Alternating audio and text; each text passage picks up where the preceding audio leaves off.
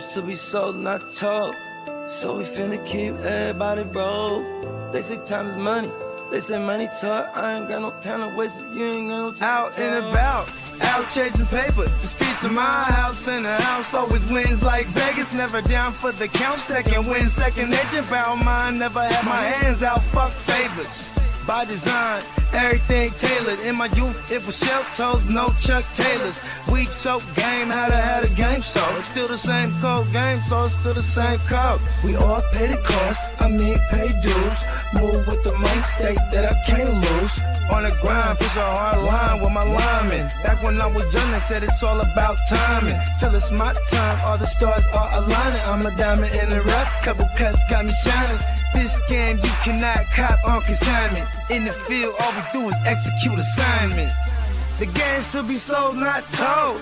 So we finna keep everybody broke.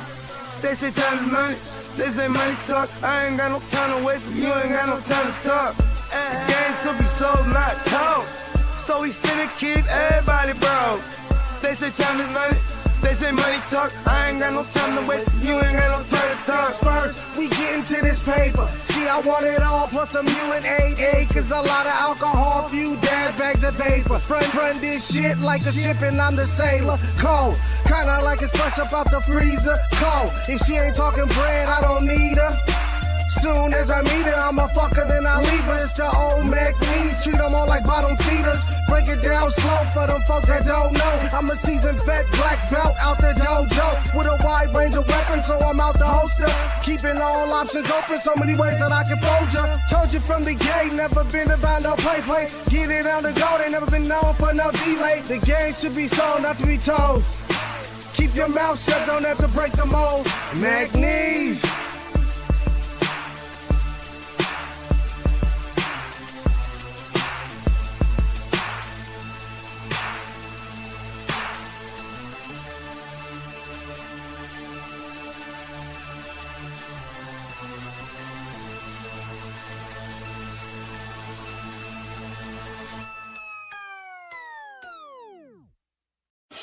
Break the work down, it's fence to move. Push that work out, I distribute. Break the work down, it's fence to move. Push that work out, I just distribute. A young pack mover, shot to my consumer. Jumping out the foreign or I'm hopping out the Uber. Crew clocking chips opposite of you losers. Can't be broke as a joker, got no sense of humor. Just a young pack mover, shot to my consumer. Jumping out the foreign or I'm hopping out the Uber. Crew clocking chips opposite of you losers. Can't be broke as a joker, got no sense of humor. I'm a D-boy, need abusive as users. I'm a D-boy, need abusive as users. I'm a D-boy, need abusive as users. You know I'm the boy, get money's what I'm used to. Keep it straight from the gate, so I don't confuse ya. I'm a D-boy, need abusive as users. I'ma make noise, shout to my producer. I'm an entertainer, but I ain't here to amuse ya. Yeah, fuck with shooters and they all fucking users. Come through, wake that ass up like a rooster, hella early in the morning. Early bird gets a worm. Finna get rich for 'em, food for the worms. Cutting cocaine, dropping whole things. It's a cold game, make you run your gold chain. Hungry, but I'm moving in a keto state. For sure, I beat the price on the keys in your state. Catch me running up a tail, fucking up a bag. Make me wonder how long will a good thing last.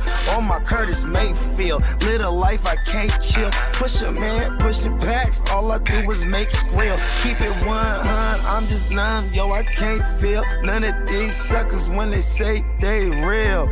Stacking Uber cash, I'm an out-of-state supply.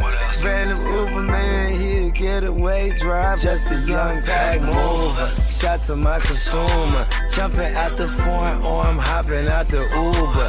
Crew clocking chips opposite of you losers. Can't be broke as a joker, got no sense of humor. Just a young pack mover, shot to my consumer. Jumping out the... You ready, Jim? I'm ready. Just want to make sure you're ready, brother. Show me the money. Oh, you didn't know? Every day I'm hustling, every day I'm hustling, every my shoes on, you wouldn't last a mile. Summertime, wintertime, I'm on the grind. Yeah, I got the ring, I'm the champ, I'm the genie of the lamp. This is the gift I was given, so I just live by my hustle. It's all about the Benjamins, baby. It's all about the Benjamins, baby. It's all about the Benjamins, baby. VIP me put in my pocket, it don't make sense, but don't make a profit. It's all a hustle, ladies and homies. Make money, money, money. Called out here for a pill. Really tryna get this money for the real. I want to find a thing to save my life, so I hustle. It ain't over for me, no, it ain't over for me. Here comes the money. Here we go. Money talk. Here comes the money. Show me the money! Okay, let's go smoke that joint. What up, fantasy football hustler, back at ya. Wake and bake. Shout out to the crew. Hold on one sec, guys.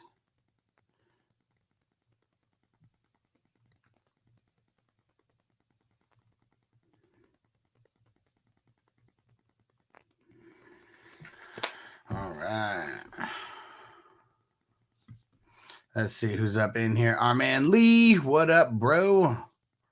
Let's see. I'm trying to get all the chats out here so I can just see as people are chatting in here.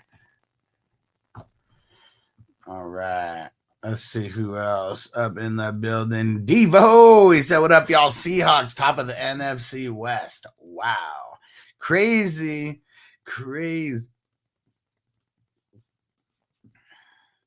Never thought we would see that happening this year. And oh yeah. Here we go. Let's see. All right, got the chat pulled up. Let's get ready to smoke. And Emilio, what up, bro? Dennis said, so are the Vikings looking to bring in a QB, or do they run with the rookie Jaron Hall? Your guess is as good as mine, bro. What up, Corbin? Chewies, I gotta love being trolled. Saying I missed the trade deadline in my fantasy league. I don't want to give up the number one team, more players. Minnesota Marty, what up? Marty said, Skull. Oh, man. That sucks. Kirk Cousins, what the hell? Oh, man. Kirk, why? Why, Kirk? I still don't think that we've heard officially if it's his Achilles, but yeah, I mean, these guys, I mean, they know what's up, and you know, if that's the first thought is Achilles tear, yeah, it's fucked. And Devo said Mullen should be back from IR in a couple weeks. Okay, all right, and hey, we got Bogey in the house. What's happening? What up?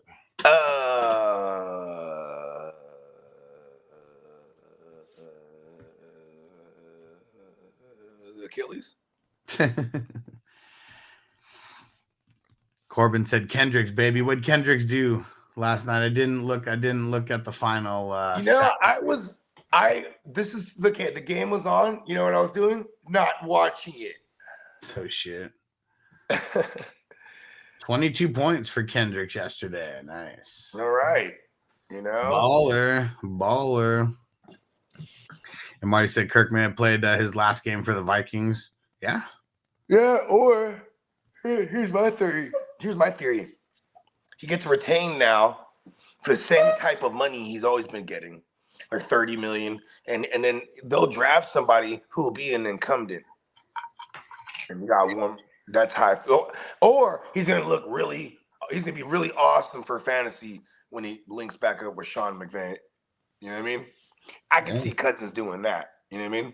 Because now with his injury, you know, it kind of his options get slimmed down. You know what I mean? Maybe. I think Aaron Rodgers is going to change the game on that, though. He comes back this season and like just plays like even semi decent. It's like Achilles is going to be nothing for a pocket passing QB. Damn, that's just crazy, bro. I don't know. I mean, I guess Cam Akers came out in May, June, July, August, September, October, November. Cam Akers, 6 months that he came back. Yeah. Within that same year. And he came back in time for like week 8, 17, 18 that year. Then he played in the playoffs. And he was a running back. But it took 6 months. We're talking about like, 90 days here. That's what he's like. Yeah, how long has it been since week 1? 2 months? Going into week 9, so yeah, 2 months. So their Jets are sitting at 4-3. They got to make the playoffs. Then you bring back Aaron Rodgers. Like, is that like? Would they even do that? He's gonna be back. He's gonna be back off to get us in the dance. He's gonna be back. He's gonna be back before the playoffs. Watch.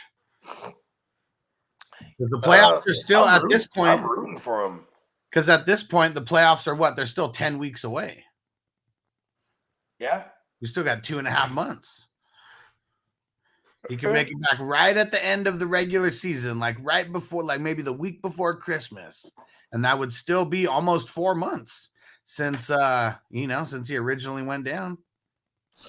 Well, 3 months, but yeah. 3 months since he originally went down. What'd Chewy say? Being 6-2, my team's a mine. Do you think I need to target anyone before the deadline? Should always be looking to target people before the deadline. But don't make a trade just to make a trade. You make a trade to improve your team, not to just bring back players that you want to cheer for. That's like an even, type of trade. I see a lot of trades like that, and then there's me. Trades that don't make sense other than they like this player better. Yeah, and I'm okay with people doing that. Have a good, but I'm okay with people doing that, but just admit it to yourself that you're okay taking not that great of a trade or, just a lateral trade, but just because you want to cheer for the players, that's fine too. But you got to know why you're making these trades. Every trade that I make, I try to make to improve my team, not just to go get guys to cheer for that I want. There's been and I don't like when people make a trade because this player's not producing for them. Like don't just give away Calvin Ridley. You know what I mean? Well, see, look at this. Like Brad, he said, I'm so worried about JJ and Cup right now. I mean, JJ, yeah. But see, even Cup, I think there's hell of a lot of people, who are going to be panicking, about Cup. And, let me see. Where's They should be.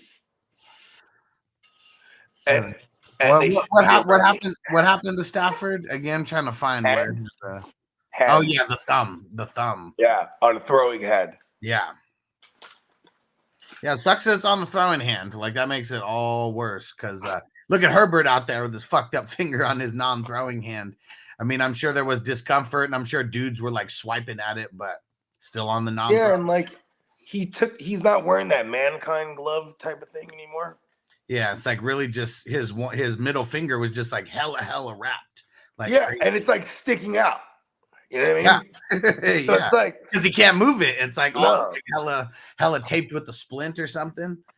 So Chris Collinsworth's a fucking idiot and a fraud. Yeah, right. But he definitely said something that made sense. He goes, I don't know if it's affecting him, but at minimum, it's a distraction.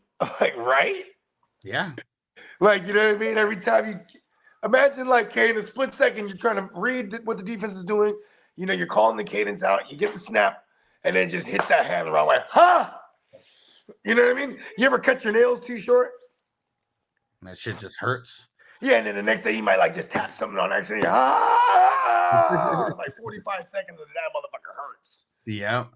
Yeah. What up, stranger? Shout out to the Houday Nation. Yeah, you got a whole finger like that, though. You know what I mean? Yeah, for sure. And Brad said, thumb on his throwing hand. And what's worse is his history of missing time with that same thumb injury. Oh, it wasn't necessarily his thumb. It's that hand in general. Okay. And he was the baddest motherfucker on the planet, bro. Because he would have a straight up fractured, finger and never miss time. have the mankind glove on his throwing hand, still out there shredding. Like Matthew Stafford is the GOAT when it comes to toughness. Playing injured. I mean, he played with like a broken back for like a half a season, right? I mean, 2 seasons. And then and they were microfractures. So by definition, it's still a broken back. And then there's the famous clip of him. It's a 4. They're going for it. It's about to be a 4th down. They're down there in the red zone. He takes a sack. It was 3rd down. Takes a sack, and he's down. And they had popped he dislocated his whole shit on his throwing arm. And they're walking. He's like, don't touch it, don't touch it, don't touch it. He's doing those. No, don't touch it. No, don't touch it. And then they're like, oh shit, hold on. Oh, okay, no, get out of my way. And he gets back onto the field, throws the fucking touchdown to win the game, and he's like, don't touch it. He was, you know what I mean? That's a tough son of a bitch. You know what I mean? Like, for what it's worth. And Smokey the Cat, what up? Peacock, what up, homie? He said, what up? Mixed feelings on this week. Need to turn my frown upside down. We all got the bye weeks gone for this week. We all went to war properly, and there was a lot of casualties. I think he's talking about his Texans specifically. Oh, yeah. Because that was a pretty bad loss.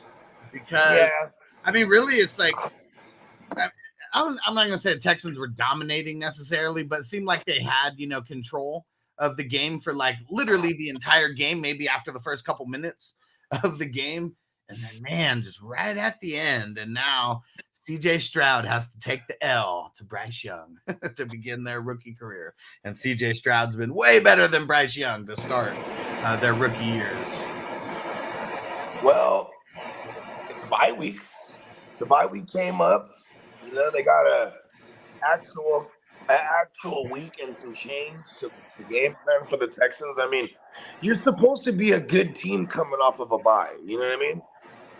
You're not supposed to be the Chargers. Even if you are a bad team, right? Yeah, like theoretically, you should be so prepared, right? That's why win-loss record for coaches is so important coming off of a bye week, right? Yeah. Like Belichick, I think he has almost never lost off a bye week. I'm pretty sure his record, he's probably lost 1 maybe or 2. But it's pretty fucking amazing. Then there's guys like Brandon Staley, you suck off a bye week. You're a bad coach. You suck off a bye week. You suck with 3 weeks to prepare. You suck with the whole offseason to prepare. Man, it just sucks. Yeah. And the one thing that I did like about Carolina's game, it wasn't the Adam Thielen game that we've seen of a couple weeks ago necessarily, but he's still at 11 targets, still at 8 receptions. 72 yards. If this is one of his worst games of the season, I think we're going to be all right with Adam Thielen. And that's the thing is he got his 11 targets and it didn't all come in the first half. Right. Because that's what's kind of been happening to him in the last month. Stupid double-digit targets early and then just nothing from him the rest of the way. You know what I mean? Maybe the last 2 games prior to this one specifically. You know what's crazy about Adam Thielen? He's only had 1 game below 15 points the entire season. And that was week 1. Yeah. Killing it. And it's nice that they had the bye week. It sucked last week not having him, in the lineups. But for an old-ass dude like him who's been injury-riddled over the last couple seasons, it's good that he got the bye week early. Yeah. Hold on, I'll be right back. Jump on the computer.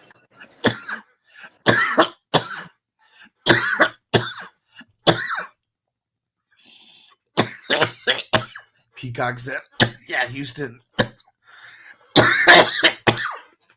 dropped a win. Oh, for sure.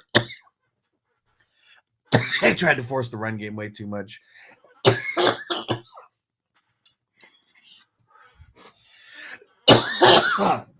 And I am still super, super pissed about Dameon Pierce. Touchdown getting called back. And then they just let the fullback get it. Stupid.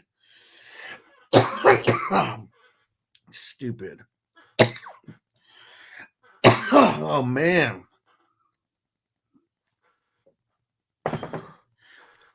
First big dab of the day. Brad said try to trade Cup and Metcalf for Thielen and DJ Moore. I like it. I like getting Thielen, DJ Moore. I might entertain that. Stranger said, look out, League. Joe Shiesty is back. Man, killed it yesterday. Peacock, I'd send Keenum to the Vikings. Yeah. What up, Rasta? Fantasy Rasta in the house. He said, remember when Stafford was carried by his lineman down the field and threw a game-winning TD? He said, dude, it's tough for sure. He said, what up, fellas? Oh, man, I'll when Bogey comes back out, I'll shout it out. Because I know Bogey's ready to vent with some other 49er fans. Hell yeah, Chewy starting Thielen. Can't sit him. And Lee, do the Vikings slow play the return of Justin Jefferson with Cousins out now. I mean, why wouldn't they, right?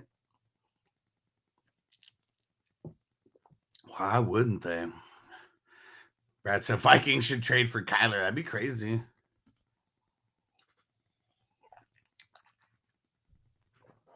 Chewy said, I wish my Eagles freaking ran the ball with Swift. How would Swift end up doing yesterday? Yeah, 57 yards. Not the craziest game for him, that's for sure. And it's nuts because, like, for a lot of that game, I mean, I know it was going back and forth, for a little bit. But yeah, really surprised. And Peacock said, oh, yeah, then Beck scored. Fuck. Yeah, I was fucking pissed. I was so happy about Damian Pierce hitting pay dirt. Like, yes. And all those people that we told, like, playing with confidence versus the Panthers, yes. And then we got no touchdown, and then they only scored like 5 points for the week. Oh, man, sucked. Dennis just picked up 2 zips of Backpack Boys. No cap strain, LA indoor. Boom. Nice. Mark said, I bet Vikings going to stick with Jaron Hall. Dennis thinks so too. Yeah, Marty said, I'd like to see Jameis. Like, why not, right? Like, fuck. Like, go make a move for a backup QB who can who could just throw the ball enough to keep you guys contending, right? Let's see how much contention is happening right now. Vikings at 4-4. That was a really huge win. Really huge win because you look at 4-4. I mean, that's the lead in the NFC South. You got 2 4-4 teams over there. In the NFC West, I mean, you have 2 5-win teams over there. And then in the East, you got a 7-win team and a 5-win team. So, like, as far as, like, let me see, like, being in there for potentially a wild card spot. Let me see. 1, 2, 3, 4, 5, 6. Yeah. See, like right now, at least with that win, it puts them in contention, the Vikings, with really the last playoff spot. Like, that's the only thing they're looking for at that point, unless Detroit starts losing some games. Vikings have not had their it really just depends on what happens tonight with the Lions. Lions go down to 5-3, then they're only 1 game behind them. Lions jump up to 6-2, just creating more separation from the Vikings. Peacock said, I feel awesome after sitting D-Hop. Yeah, I only have him in 2 places, and I played him in one, and I sat him in the other. I had him in 2, and I didn't play him in any. And at least it's not costing me those in League 11 and 16. Yeah. But I got other issues. Losing Kirk Cousins in different places, that shit's gonna hit me hard. Yeah, it's gonna trickle because not even just Kirk Cousins. Like, this fucks up everything on the Vikings now for everyone who's rolling Addison. For a while, like, fuck, that's fucked now. Like, I hate that Nick Mullins is not anywhere near coming back yet, because at least he could shred it.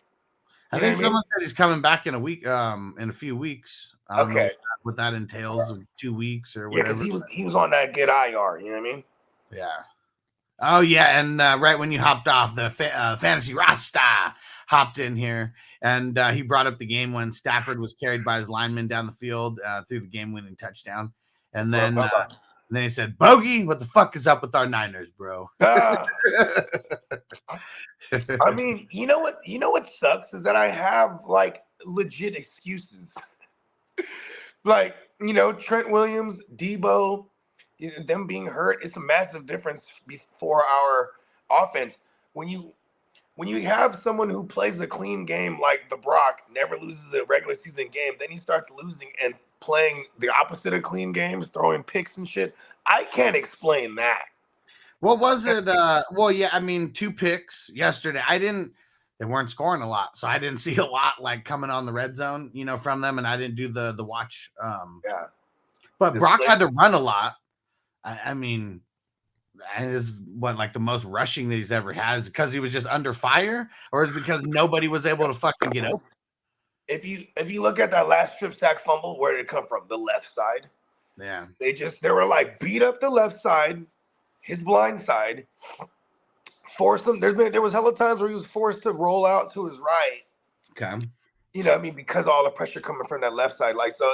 It's really a difference when you don't have the best left tackle in the game, Yeah. So if the three losses in a row, it's not as shocking as a Matt LaFleur or a Sean McVay because we've already this has already happened to us before. You know what I mean? Yeah. Year 1 with Shanahan, we taking L's was like a regular thing. Then year 2, we get the injury to Jimmy, start racking up some more L's. What? The Bengals, they had something to prove because Joe Mixon, he had all his homies in the stands, brought in family, brought in friends, like he was hella hyped to go back to the Bay. The first time he ever played in the Bay, even when they played the Raiders, it was in Vegas. You know what I'm saying? Okay. Yeah, so I think this game was more about the Bengals than the 49ers because, man, I mean, the Bengals look like they're clicking on all cylinders right now. I mean, there's some notes here that I have right out the gate. He got mobile to evade pass rush. You know what I'm saying? He was rushing. That was cool. Makes it okay. With the calf is cool. It looks 43 yards rushing. Yeah, and it looks like if we're talking like Higgins has fractured ribs. If he looked better now, it's only going to get better. So, And I think sitting at 4-3 now, the Bengals 4-3. They're, I mean, you brought they're up more legit than the Chiefs. How about that? I think they're more legit than the Chiefs. You brought up Higgins right now, 5 for 69. 69, dudes. Not a super amazing game, but finally, we see him getting targets. Yeah, I mean Boyd's the one that got the big touchdown. He didn't really get that many targets. He was 3 for 40. Yeah, and then 10 for 10 and 1 for Chase.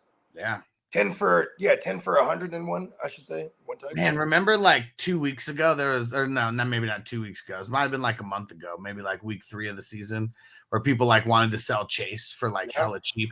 I was like, buy his ass. I don't know. I think it's because, I have a concept of time, and this probably happens from having children, right? Like, you have a baby, the first couple weeks, you're like, oh, I ain't going to sleep.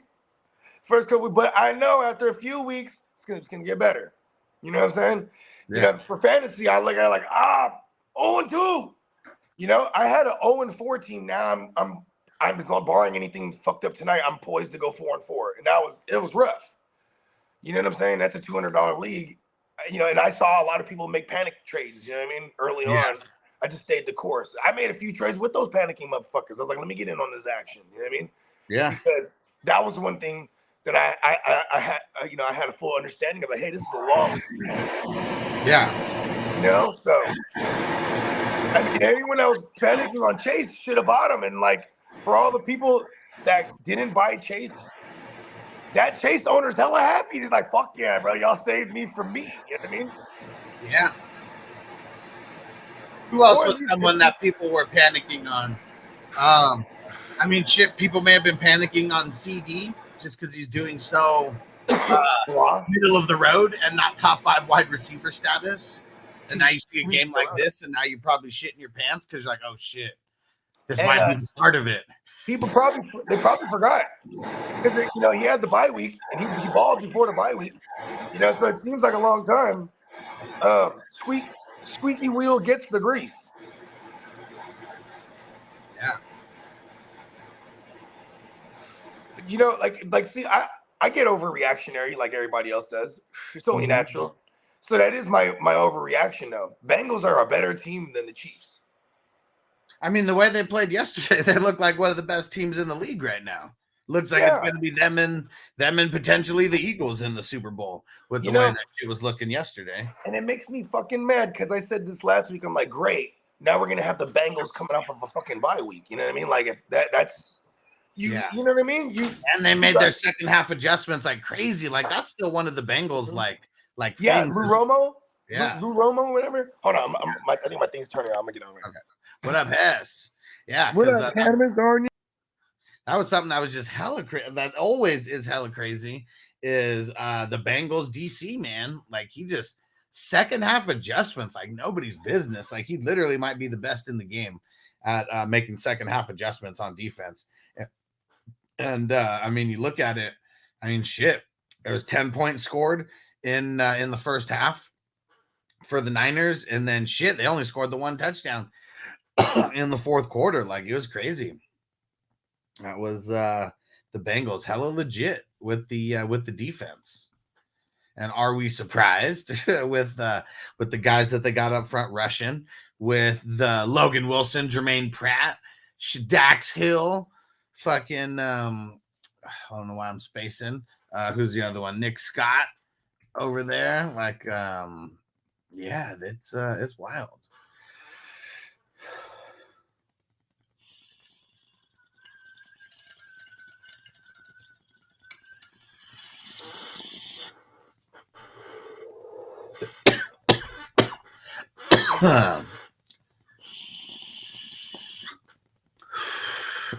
Yeah, and even Awuzie, Cam Taylor-Britt at the cornerback position. I mean, man, I mean, the guys who are the no names on their squad, I feel would be the cornerbacks and the DTs over there, and even their DTs, DJ Reader and BJ Hill. Man, those guys have been killing it. Got a BJ and a DJ right in the middle of that defensive line. Oh, no way. No way. Where the hell did you see this, Marty?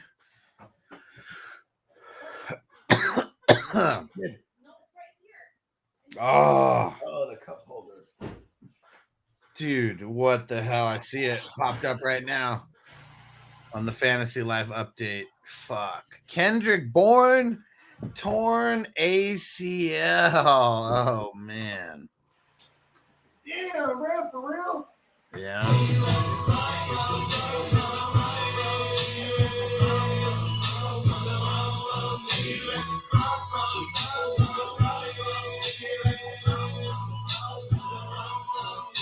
I'm gonna miss everybody. I'm gonna miss everybody. No. I think this pretty much ever since Tom Brady left and Giselle left, it's like the Patriots have not had this luck of not getting hurt because they just keep getting it every single week. They just keep getting another injury that is tearing the evil empire down. Juju, second half, flex guy. He finally came back yesterday. Yeah. He missed, how many weeks did he miss with the concussion? That was wild. He missed hella weeks. And then he had a shoulder, ankle, hip issue. It was just write something down. I don't want to fucking see him. I don't think Belichick liked him, bro, to be honest. And then, he was finding excuses to not play this motherfucker. Yeah. And then obviously they're trying to they're trying to trade Kendrick Bourne. So like, and they are the type of organization that'll like show off a guy. Like, hey, like, you remember those preseason games where they try to target fucking what's his name? N'Keal Harry. They're like fucking just throw him a couple passes and see if we can't move him. You know what I mean? Like, why? Bill needs some help in the scouting department because they're just not hitting. I mean, even the guys that they hit on, they're like non-conventional like type of guys that wouldn't really make it in a lot of systems. But yeah, and then like every so while, it's like, is he okay hitting once every 4 years or something like that? Like horrible.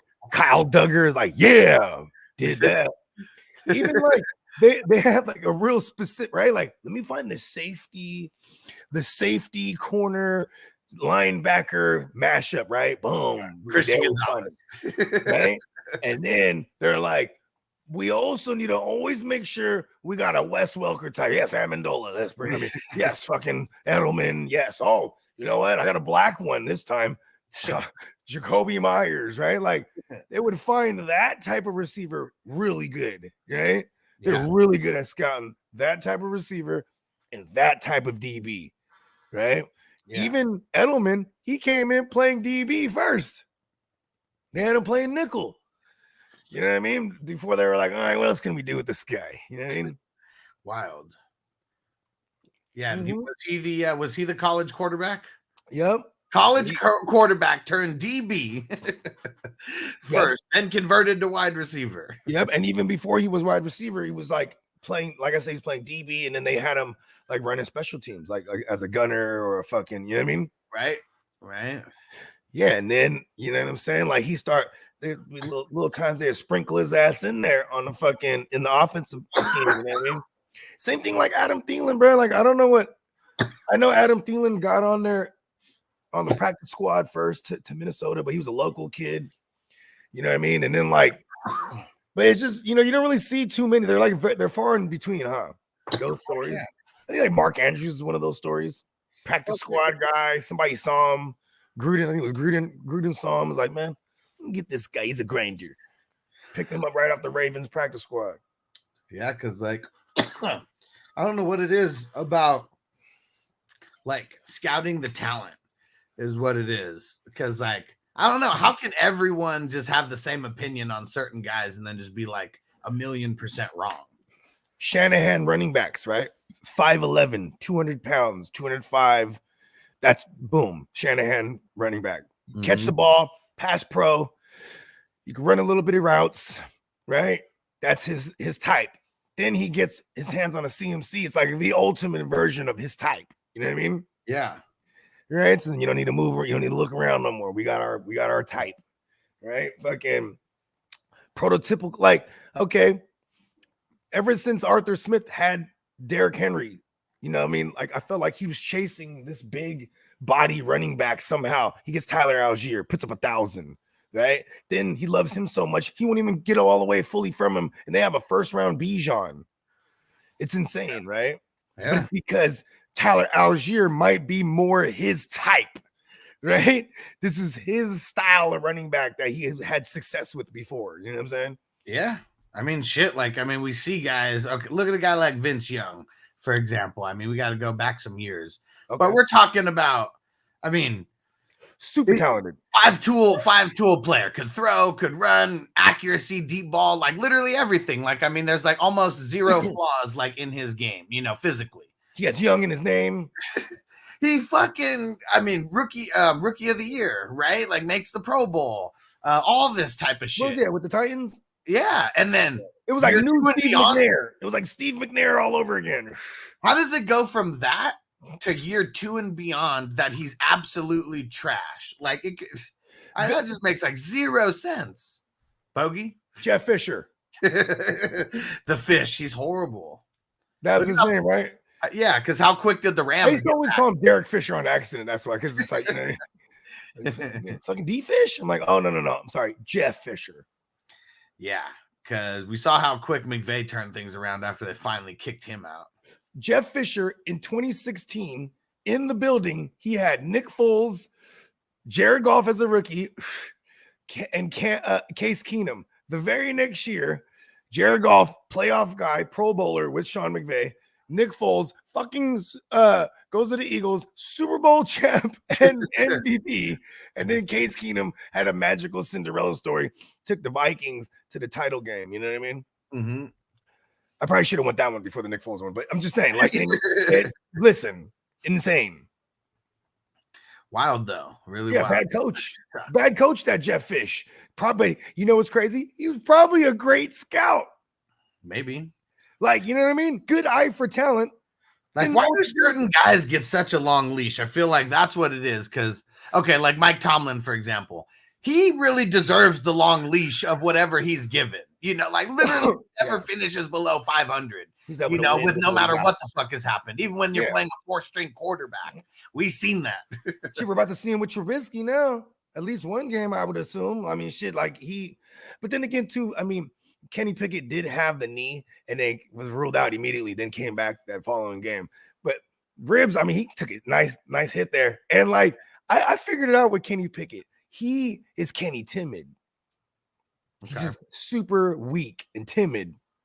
And then you get someone like Trubisky, who may be like just too dumb for his own for his own good. He's gonna take shots down the field. It's like almost it's similar to like the Danny Dumbass situation where like Danny Dumbass is bad. Like, you know, maybe he's better talent-wise than Tyrod Taylor, but when Taylor got in there, that offense starts to click a little better. You know what I mean? Like, I feel like we should expect that with Trubisky. I know it sounds crazy, but like, you know, like he's actually had some bigger games in the past, you know, especially for fantasy compared to Kenny fucking Pickett. I don't think he's had one I could think of, bro. Like, I ain't seen no 3 touchdown games. I ain't seen no, you know, 300-yard passing games for real. Like, has he ever thrown for 300 yet? I don't think so. I mean, I wouldn't even know from last year. Me either, because even if he has, I didn't notice it. You know what I'm saying? Yeah. And Marty, where'd you see this? Said the NFL orders the Titans to stop using the Oiler uniform. I saw that. It was in the Houston Times. Yeah, and Peacock said, I wish. Yeah, I like what Pat McAfee said, where he was like, you know what, let's do this Mighty Duck style. He was like, whoever's the home team, they wear the home Oilers. Whoever's the visiting team, they wear the away Oilers. And then at the end of the game, whoever loses, got to take them off forever. If somehow Jameis Winston was in that game, he'd be so confused. Well, it would still be opposite colors. I'm just saying though, man. You know, it's Jameis Winston. I'm just saying. Marty shared the link. Hold on, let's see it. I mean, they're just disgusted with. They're like, look at Tom Brady throwing in an Oilers jersey. What the fuck? And this is wait, is this overreact? Tom Brady's back, bro. Hell yeah. Or Will Levis is fucking Giselle. Yeah. Mm-hmm. Yeah, Marty, I wonder what's to come from this. But yeah, so he just shared the the thing in there of they ordered him to stop using the Oilers uniforms. You know, they came to the locker room, right? It was a note on the door, bro. It was a note on the door, bro. The cease and desist. This is funny. So Des Bryant, he's now part of the High Point Creator Network. Like he's one of the people. Mm-hmm. And they're trying because that's the only way he could catch a touchdown because he was a whack ass like route runner. Just throw it up there. Just throw it up there, Tony. And they they just started this, and they have one person. They have one fantasy analyst who's covering each team. Each team. I was looking to see if it was Des Bryant covering the Cowboys, but no. Is there any minorities? It's got to be. Well, the person who I saw this on, it was that goofy 17-year-old. You know, they're ruining that kid's future because he thinks he's gonna have a future in this field. Tell that kid to go back to school. So I do see a minority here. Jay Tuck. I don't know who. All right. I don't know who this is, but he's the one covering the Cowboys for them. All right. And I can't see anything else besides that, but oh wait, hold on. Here we go. Let's see if there's any other ones.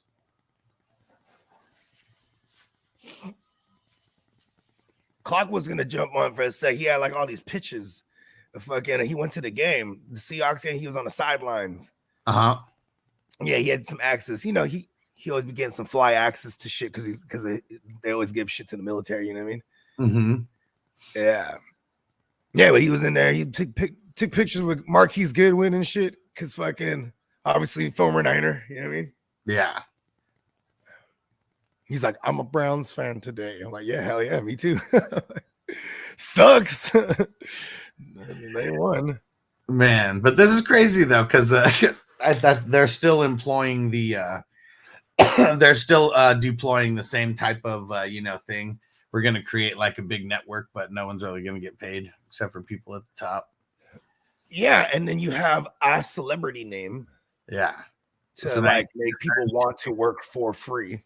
Yeah. You know, and you know what's funny too? Is I used to always ask artists and shit like that when I used to work for that magazine. I asked artists like, and I'm talking about these are artists that made it in the game. You know, hey, what's your advice to youngsters coming up trying to do the same thing you're doing? You know what they always say? Know your value. Right? And it's funny because did a lot of shit where they well, what do you think? What do you did they were getting had. They were getting had for a long time. A lot of those artists, you know, and then like a lot of those artists that I was interviewing, this was like 2005 through 2008. So like, you know, we're not in the digital era like that at all yet. Like it's, you know what I mean? So like, you know, it's still a 360 deals were new. So like, imagine that. Like, if you're an artist, you wanted to get on so bad, you signed a 360 deal, but then you actually pop, you get endorsements and all that. But then there's some guy you sign a 360 deal to, he's gonna get a piece of everything you do. Like, it's like, you know what I mean? Like, I mean, that's why independent is always the way, but it's always the hardest because you don't have any money behind you necessarily. And that's why most of these independent, strong motherfuckers coming out of the Bay Area were dope dealers first. You know what I mean? Because you got to have the balls to bet on yourself, right? And be they're grinding at the malls, slanging your shit, or wherever the fuck you're slanging your or physical CD copies. Yeah, you go into record stores, you dump in like 100 copies under consignment, like $5 a copy. You know what I mean? I might hit like 6-7 stores like that. Yeah, but you got to be selling though. You got to be a somebody. You know what I mean? Yeah. So like Mac Dre and all them, they were saying on their label, they would just give people like if you were signed to Thiz. Yeah, you were getting money off of sales, quote unquote, but you were still an artist under them. So it was like they would, you know, you would sell your own units. Yeah, you know, it's how you would make your own money clean. Like, you know what I mean? Just, I'm gonna go get a couple thousand pressed up on my shit. Yeah, and that's how it was in San Diego as well. I mean, I'm sure it's like that in like literally every city, like around there, but around the country. San Diego didn't really have any notable, you know, rappers who, I mean, Mitchie Slick eventually. Yeah, I was gonna say Mitch. Yeah. Well, yeah, but like I'm talking like, you know, early 2000s and shit like that. That's when they're all still coming up. Like Mitchie's first album dropped in 2002. Yeah, and that was crazy because when I was out there in 2003 and 2004, like that, you know, it's funny because before we turned 21, we were always going down to Mexico. You know what I mean? Oh yeah. And like, yeah, and then my boy out there in San Diego, like they were the ones that was putting us on the Mitchie shit. Clack, clack, clack, clack. You know what I mean? Like that was like that was their shit, right? Hell yeah. And like I'm trying to think of when the next album that he actually dropped, because he dropped hella mixtapes. Like, I mean, after that, it was just you had artists like 50 blew up off the mixtape game. So like you could an artist back then, if you weren't in the Bay Area, artists would drop like fucking every other month mixtapes. You know what I mean? They didn't drop like an album like once or twice a year, right? Right. You know, and what do you think the biggest difference is between a mixtape and the album? Because I know mixtapes are cheaper to produce. Well, then mixtapes, right? Like I'm gonna take all these mainstream beats and I'm gonna rap on them. Yeah. So it's really like you get a DJ, and 9 times out of 10 there'll be a DJ. It's his mixtape. It's you and his mixtape. Right. So it's the Bogard Scott free DJ Eternal. DJ Eternal, right? Yeah. And like, you know, I'm gonna record all the joints, he's gonna mix them. You know what I mean? Yeah. And that was like the traditional mixtape. Then by the time we got into like the 2010s and stuff like that, people just call something a mixtape, and it can be all original joints or joints that didn't make the album. You know what I mean? And then you just it's like a bonus joint, but it's just called a mixtape. Sometimes you might have a DJ or even not. Now it's just like a regular, it plays like an album. Just track 1, track 2, just plays like an album. But it's, you know what I'm saying? It's and for me, my mixtapes will be like 90% original. Then I have like 2 or 3 like commercial beats in there from the time. You know what I mean? Yeah. Just something I thought was tight. Yeah. Like I remember I thought this Fergie joint was hella sick. Right. And then my boy's like, man, fuck that. Let's just flip it. Like instead of like you know, spitting on the beat, like the instrumental, let's just chop it up and flip it. And that shit was hella hard. Yeah. Then I was like, oh, okay. This is it's original, but this is exclusive to this tape. You know what I mean? Yeah. Like I'm not gonna drop this one because I would never be able to clear that sample anyway. Yeah. So that's also what the mixtapes were for. Like I'm gonna put out shit that it'll never fucking clear me for. You know what I mean? Yeah. And if it's a DJ, it's different because like you can get a Tupac beat, and then I can get like some of my lyrics and just mix them together. It's a remix of my song on a beat, on a Pac beat, right? Yeah. That's what it's a DJ shit. But if I was to take this Pac beat, you know what I'm saying, and record on it and try to put it out legitimately, publish the song, it's not gonna happen. You know what I mean? Right. Okay. Yeah. So yeah, these mixtapes aren't published. Then, no. Right? Yeah. Fuck no. And then you sell them in the streets, or or like they used to have some shit called datpiv.com. Okay. And then there was another, because DAP is those were the tapes back in the days. Okay. You know what I'm saying? So it's kind of a little play on that, but it's datpiv.com, and they used to have like soundclick.com, and then there was obviously the SoundCloud, and that shit, like that's where like everyone lived for like 5 or 6 years, from like 2011 to like 2017, because there was artists that were being broken on there. You know what I mean? That like artists were breaking their records on SoundCloud. And it's because there's people actually, I mean, you know, besides people promoting it, there's just people there browsing for music. There was eyes on it. Yeah. It was a cesspool people searched talent for at that point. Yeah. You know what I mean? And they could dwindle it down by looking at what's trending or what's hot. And they were signing artists like that. You know what I mean? Yeah. And that's why you saw all the colored hair artists come out of nowhere. You know, all the colored hair dreads or the colored hair braids and the face tattoos and shit like that. Yeah, it became a thing for real. Yeah, for sure. And let's see what. Oh man, and Philly Mike OG said I lost the DFS showdown 117.67 to 118.88. The money difference first 1,000. I was tied for third, splitting 66. Man. And how many people are in those the DFS showdowns, or at least the ones that you do? And Matt said, "Oh, and shout out to Wendy on Facebook. Come over to YouTube, Wendy." And Matt said, "Yo, Deshaun Watson or Minshew rest of the season." Man, this kind of sucks because we don't know what's up with Watson right now. But Minshew is who we thought he was. He's a gunslinger. Come on. Who's the friend? I told him motherfuckers, man, listen, I know because everyone knows me. I love the Ginsu. But so I always be like never afraid of a matchup. And it's been working this last couple of weeks. So just keep riding it. Pause. Yeah, with him, it works until it doesn't. That's for sure. Because when it doesn't, it's usually just going all the way off the rails. Yeah, but when it does. 23 of 41 yesterday. Not the best. I mean, it's like a cunt hair over 50% completion rating. Yeah. Oh, I'm sorry. Yeah, it is, right? It's just a little over 50. I think this is weird. I have my garbage cans on my driveway. But like I'm behind like these stack of boxes right here, so no one can see me right here. And somebody just walked by and just threw something in my garage. What? Yeah, and then hocked the lug. And I'm like, what the fuck? Did you put a body in there or something? Put some evidence? Frame me, bro. Oh, in your trash cans, is that what you're saying? Yeah, because it's on my driveway. Like it's just yeah. And then like I have my garage open, but I got all these boxes and shit on this side, so you can't see me. You know what I mean? Yeah. But you damn for sure hear me. Matt said, "Do y'all play Dynasty?" Hell yeah, man! I'm in. So let me see. I'm in 27 dynasties right now. I had a pretty good week in the dynasties this week. I want to say I have at least 4 I saw that went over 400. At least 4 teams out of the 14 I'm in, and I got a bunch of 370s and 360s, and I had a pretty good week. And Matt, make sure you subscribe. Could y'all rate my team and discuss moves to make? I mean, we're not. I mean, you can throw your team in there. We'll rate it real quick. But yeah, we're about to start getting into like all the moves. Make all the moves. Yeah, we're about to start getting into you know, the injuries, the studs and duds, and all that. But if you want more one-on-one advice and things like that, go to 420crew.org. Come join our community over there. It's one of the best things that you can do for your fantasy life. How about that? And if you like getting in dynasties and other types of crazy leagues, that's one of the best things about the crew. And the next leagues we got starting are during the NFL playoffs. We got a 3-week tournament during the playoffs, and the first dynasty leagues are going to be cracking off in the middle of February, right after the Super Bowl. February. Yeah, February.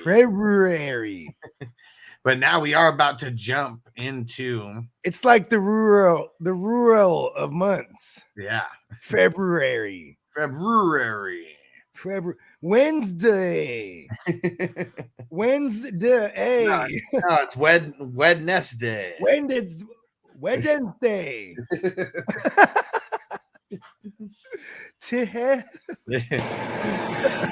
Oh, this is a tough one. All right, let me get all the injuries pulled up here. Wednesday.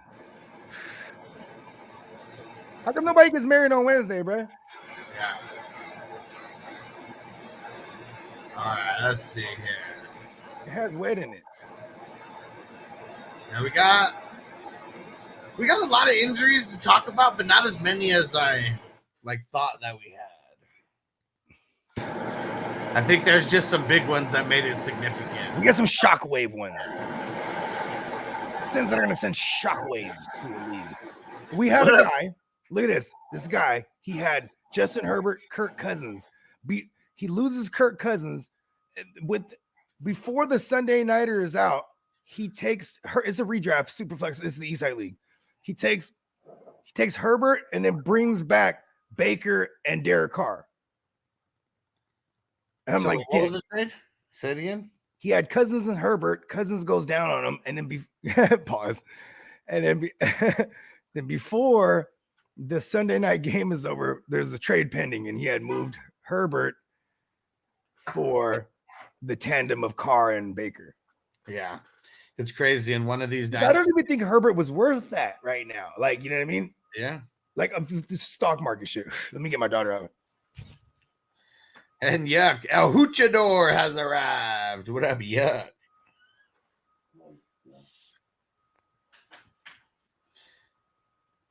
Let's see. AR-15, Deshaun, Minshew, Brees, Kamara, Monroe, Lave, Keenan, Ridley, JSN, Godwin. Do I go after Lamar for a lot of draft capital?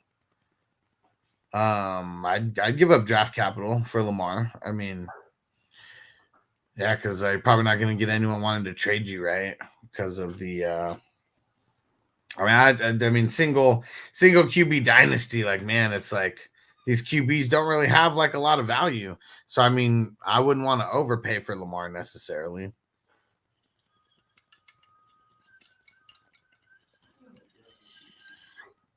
And with having 4 flexes and all that, you look pretty solid in that category. So I bet that's carrying your QB woes right now.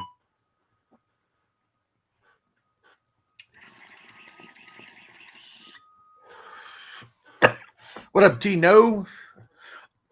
We're getting ready to jump in to the FNT injuries here as soon as Bogey gets back. And because boy, do we got some injuries to talk about.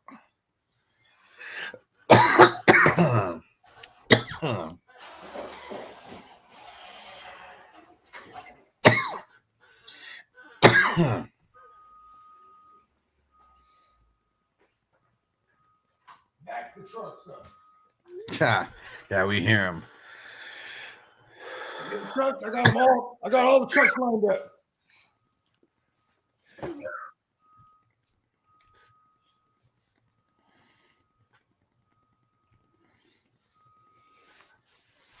All right.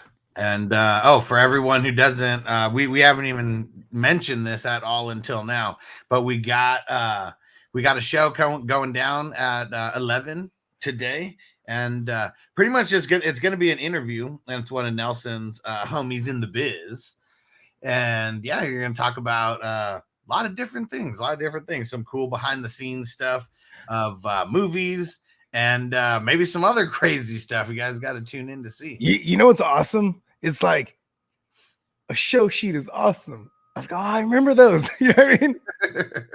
Because you have a show sheet, 6 bullet points. You're looking at a timeline already. You're like, yeah, cool. You be able to steer the ship. You know what I mean? Like when me and you first started working together too, we had show sheets. We would knock an hour show out real smooth too.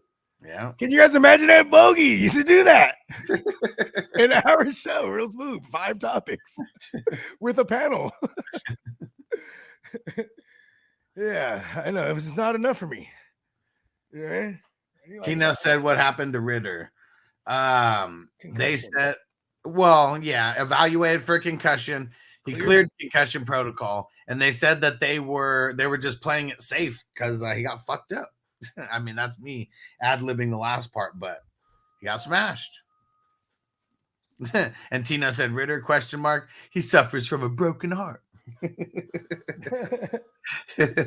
Doctors said they can't find no problems with him, but I know what's wrong with him. He's got a broken heart because of me. That's Heineke saying that, huh? Yeah. In the locker room. So, Taylor, how did you feel about the loss? Listen, don't ask me. The real loss here is this team losing Ritter. That'd be the right thing to say, huh? Because then the next week, he'd be like, I'm dedicating this game to my man, Dez. Hey, Taylor Heineke, listen, man. What are they now? They're 4-4 now, the Falcons? Mm-hmm. Yeah, I think it's about time they make that switch now, bro. Why not, right? Yeah. I mean, and then outside of like the fumbles, man, this guy throws so many almost picks. Yeah. Right? Like Ritter, you throw those ones, they're like, that should have been picked. Yeah. You know who used to do that? Lance. You're like, that should have been picked. Like every time. It's not good like that. Matt said, would you trade JSN and a first for Burrow in single QB dynasty? Sure. Yeah, I probably would, especially if it's going to be a low first, because in single QB, I mean, those late firsts. Yeah, and then you don't got to worry about QB for like a millennia. Hopefully ever. As long as that league lasts, I guess. All right. There we go. We've been rocking for an hour already. And now we're about to get into FNT. Here we go for the injuries. As I make my way, the fact I'm still alive, my claim to fame. It's no surprise I'm on a rise, finna stake my claim. Separate me from the others, cause we ain't the same. Ask my brothers from another, we ain't for play.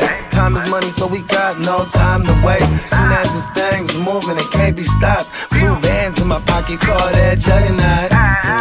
In the world today takes everything you've got. Taking a break from all your work sure would help a lot.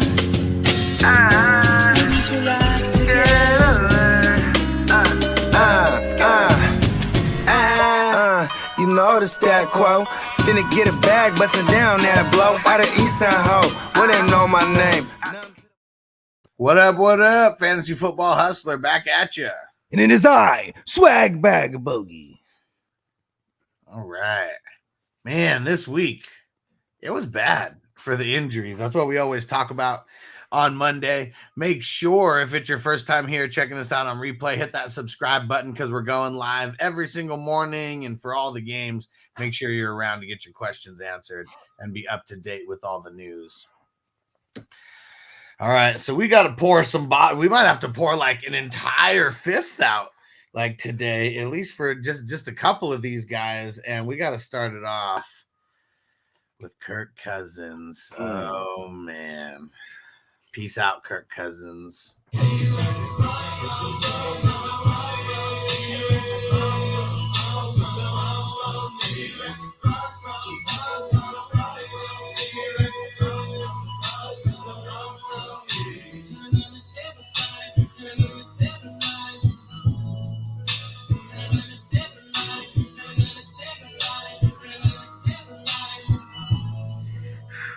Talk about living in a hateful world. It is raining shit on the Vikings right now. Everything's just going from bad to worse. It sucks. And we don't even know officially if he tore his Achilles, but that's like the fear, and that's what they've been talking about all morning and all night, and probably is. You want to I mean, it's gonna send some ripples, right? You know what I mean? Now you got to worry about, your Addison starts, because like, will he get some quality a quality passer under center right now? Like, I have no idea who it's gonna be. What's his name? Hall? Something Hall? Yeah, Jerome. Jaron Hall. Okay. Yeah, Jaron. So what's that? That's like Jared and what mixed together? And Darren and Aaron. Okay, yeah, there you go. And Jake, apparently. Okay. So it's just mixed them all together. Sean, right? Just any kind of J word in there with Aaron and Darren and Karen, apparently. Yeah. Yeah, that's who we're talking about, Niner. Jaron Hall. Jaron. So yeah, it's gonna be ugly. That's all I got to say about that. It is definitely like that kid's like a Russell Wilson comp. I'm not sure if I might because I just remember reading like a profile breakdown on him. People were like kind of trying to compare him. Like, he's like a shorter guy, right? Yeah. 6'1", 6 feet flat, something like that. Yeah. And we got another guy that we got to pour some liquor out or smoke one in the air for. Kendrick Bourne, torn ACL. He left with the knee injury. We wake up Monday morning to him having a torn ACL.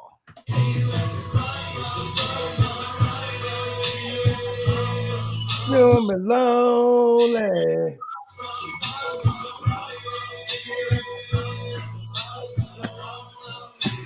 Everybody.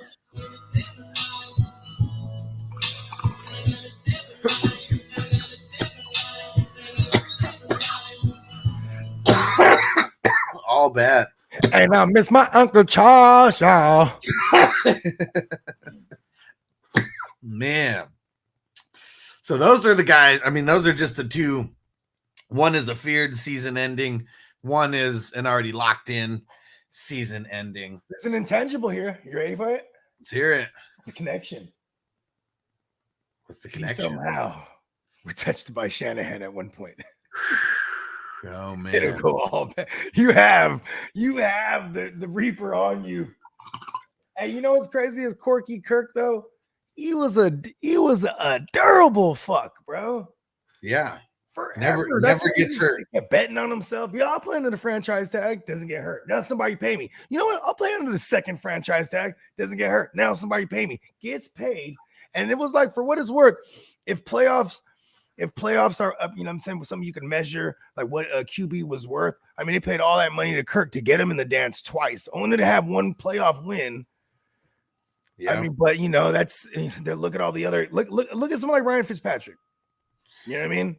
Like guys like that who never get in there. So for even just to come in and then take them immediately to the playoffs, that's something. You know what I mean? All right, we got something else here. Another season-ending injury. Grady Jarrett, IDP life, DT for the Falcons, torn ACL.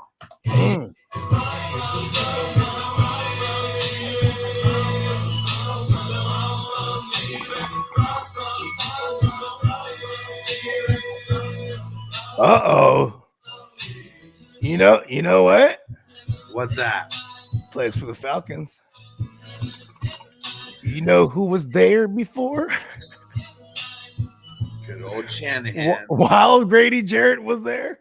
Good old Shanahan. Spreading it around.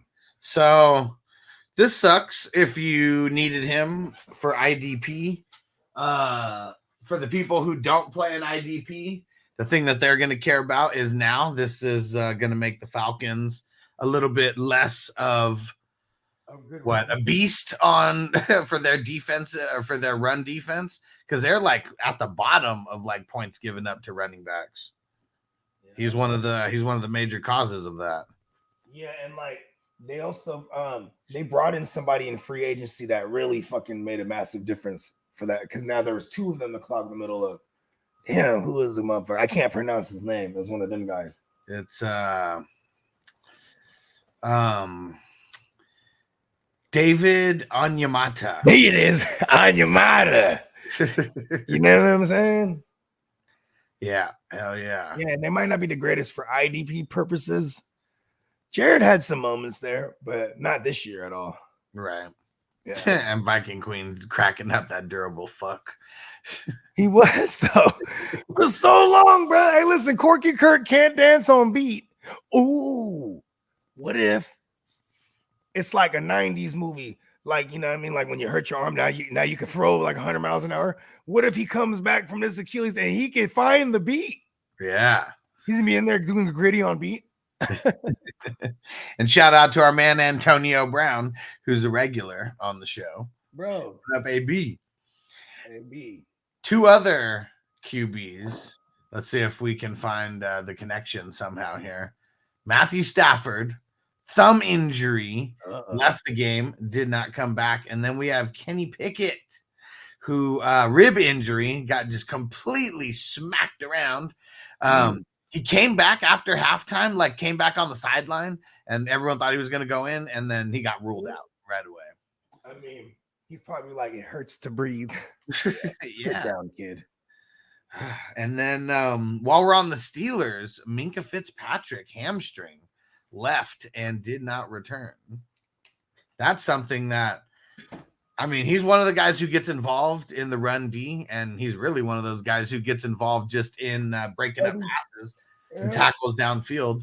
I might make a little bit of a difference for them if he misses a game or two. Yeah. For real, though.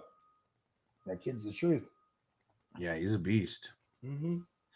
And let's see. Let's jump around here. What else do we got? Oh, totally forgot while we were talking about Grady Jarrett. How about Drake London getting the groin injury? He left, did not return. It was on a crazy tackle while he was catching the ball, is what it looked like. So that's something that we're going to have to monitor. Right in the old London bridges, huh? Yep. And then, so what we have for the Falcons, you might not even see it like in too many places on why Ritter didn't play the entire game, but he gets smacked around. He gets, he's been evaluated for a concussion. They bring in Taylor Heineke, and then he clears concussion protocol. But they said that they were just out of safety. They kept him out for the remainder of the game, and they just let Heineke handle biz. So I don't think anything's changing, at least this week, you know, with the status of him being the starter. I feel like they would have worded it different if Heineke was the guy. Schneideke? Let's jump to the Bears. Tremaine Edmonds. Oh, man, this is going to be a big blow for them if he misses any kind of time. We haven't heard any follow-up yet, but it was some kind of knee injury. Did not return. It was in Sunday Night Football, so maybe that's why. Business decisions, bro. Yeah, they're about to start making them when you're a bad team. When you play on a bad team and you're making M's, you're like, you know what? You don't want to get. You got to get. I mean, it's really all about getting back to 100%. You come back 80%, 70%, whatever it is, and get hurt again. Yeah, it's just hurting the bottom line at that point. I mean, he's contracted already, though, and he has a big contract. That's why I don't even think he would even be like, I have a boo-boo. Yeah, Chris, put some duct tape on that shit. That's what I'm saying, right, Dad? Just duct tape that knee up. How about for the Chiefs? Willie Gay tailbone injury left. That's a nice callback. The duct tape thing. I used to say that about everything. Put some fucking duct tape on it. Oh shit! You put some duct tape on Kirk Cousins' ankle, bro. You'll be right out there, man. You'll be all right. Yeah, the Chiefs. I mean, just keep getting hits. First Nick Bolton, now Willie Gay. We don't know what kind of extent of an injury he's gonna have, but this is why you guys want to follow this show specifically. We come through on Monday with the injuries, and then Wednesday, Thursday, Friday, we are live at 1:00 West Coast time, bringing you the injury updates. Cap or no cap, the Chiefs will repeat as Super Bowl champions. Yeah. Cap. I mean, after yesterday, we got to say cap because it's like overreacting. I'm with you. They're a team that just turns it on for the playoffs, and they still only have 2 losses for the season. Like, that's the crazy thing. I know, right? They're going to be the number 1 seed. But they go the distance. Like, I don't think the Bills are a team that will go the distance. Maybe, now they're using Kincaid. That's going to make a difference now. You know what I mean? What up, Clock? Our homie Clock Management in the house. What up, Clock? And look. Oh, yeah. Hey, Clock, send them pictures. Send them to us. And he showed me the video anyways. The video. That's what I meant. Yeah. Hell yeah, man. Our homie Clock Management. He was out on the field, just hanging out. It's fucking awesome. It's funny because for Seattle, for the Seattle Seahawks. See, Clock, what people don't know, bro, he's been in like every major American historic event, bro. Like if you look at like the signing of the Declaration of Independence, bro, he's in the background, bro. Because if you guys don't know, Clock is he's a time traveler. Clock is a secret agent. Yeah. And we will get that drop for you. Secret agent. I'm marking it down right now. Agent man. And Clock said gay with a tailbone. Exactly. A Willie Gay tailbone. All right, here we go. Let's jump back in. Patriots. Devontae Parker says head injury, so I guess I'm assuming concussion. It doesn't say concussion specifically. He's good at finessing a bag. Mm-hmm. He has a career of it. My head. And then Bentley, man, left hamstring injury. He left the game and did not come back. Business decisions. That could be one of those ones too. Like, I don't want to come back. And here was one that we totally forgot to mention when we were talking about the quarterbacks. Tyrod Taylor, he got smashed. I mean, they said rib injury. I mean, he was holding that same lung that he got pierced with, just a couple years back during the COVID year when Herbert made his debut. He said, "Tell him the truth about me. Let him know about me." He thought he was gonna die. Yeah, and no, for real, because he went to the hospital. They said he's staying there for overnight observation, like all types of shit. First news that we hear this morning is Danny Pesos cleared for contact. So I guess it happened at the right time, and hopefully he's all right. Because they didn't want to. They were like, "Fuck Tommy DeVito." They're like, "We got to bring this Daniel dumbass back." Good for those that it might have been some rough. Good for him though. Good for the kid. Because that was all things. I think Danny Dumbass is whack, but all jokes aside, like that could, when you have a neck, bro, it starts coming like a career thing. You can start worrying about shit like that. Like, fuck, can I play? Yeah, you know what I mean. So it's good. It's good that he's back for contact because that's been like almost a month, bro. Yeah, with no contact. That's like, well, there's something wrong here. Yeah, and so might be the end of Tyrod Taylor for now, anyways. For even him being a backup, for a week or two. Let's see what how bad the rib cage is messed up. Darren Waller left, didn't come back, hamstring injury. Oh, I don't know if he's ever got hamstrings before. Is this a new type of injury for him? I don't know. Let's see what else we got for the Jets. Their center ruled out. And what the hell was this worded exactly? It was he has a dislocated kneecap. Oh. They said that there's a chance that he doesn't need surgery though. Yeah, as long as there's no ligaments. That same shit happened to Patrick Mahomes. If it pops out clean, it's like 4 or 5 weeks. Yeah. So and then for Patrick Mahomes, when that happened to him, there was no torn ligaments and then like everything was clean. So she popped it back in. So they say he's week to week on that as of right now. And then let's see anybody else worth it. Oh, Jalen Carter, back issue. He left, did not come back. And 50 Cent, our man 50 Cent, Curtis Samuel.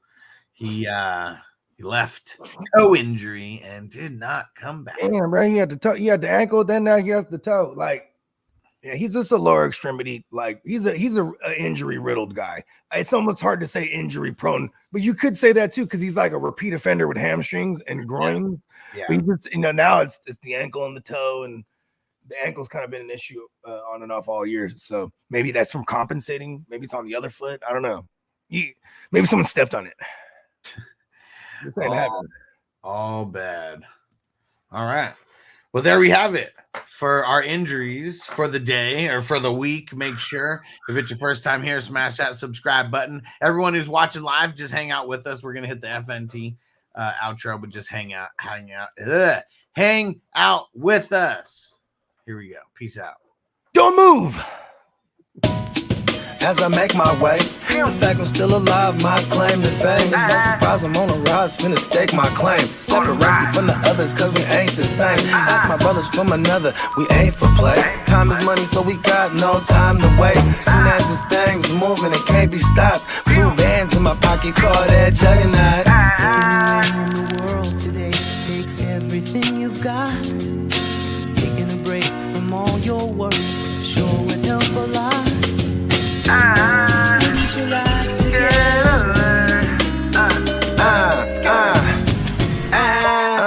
You know the stat quo. Finna get a bag, bustin' down that blow. Out of East Side Ho, where they know my name. Yeah, there we go.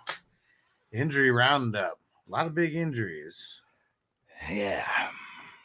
Yeah, AB said that Danny Peso is expecting to start practicing Wednesday. Yep, I saw that update there. Who is that? Danny Pesos? Yeah. Clock said that I played. Any relation to Danny Dumbass?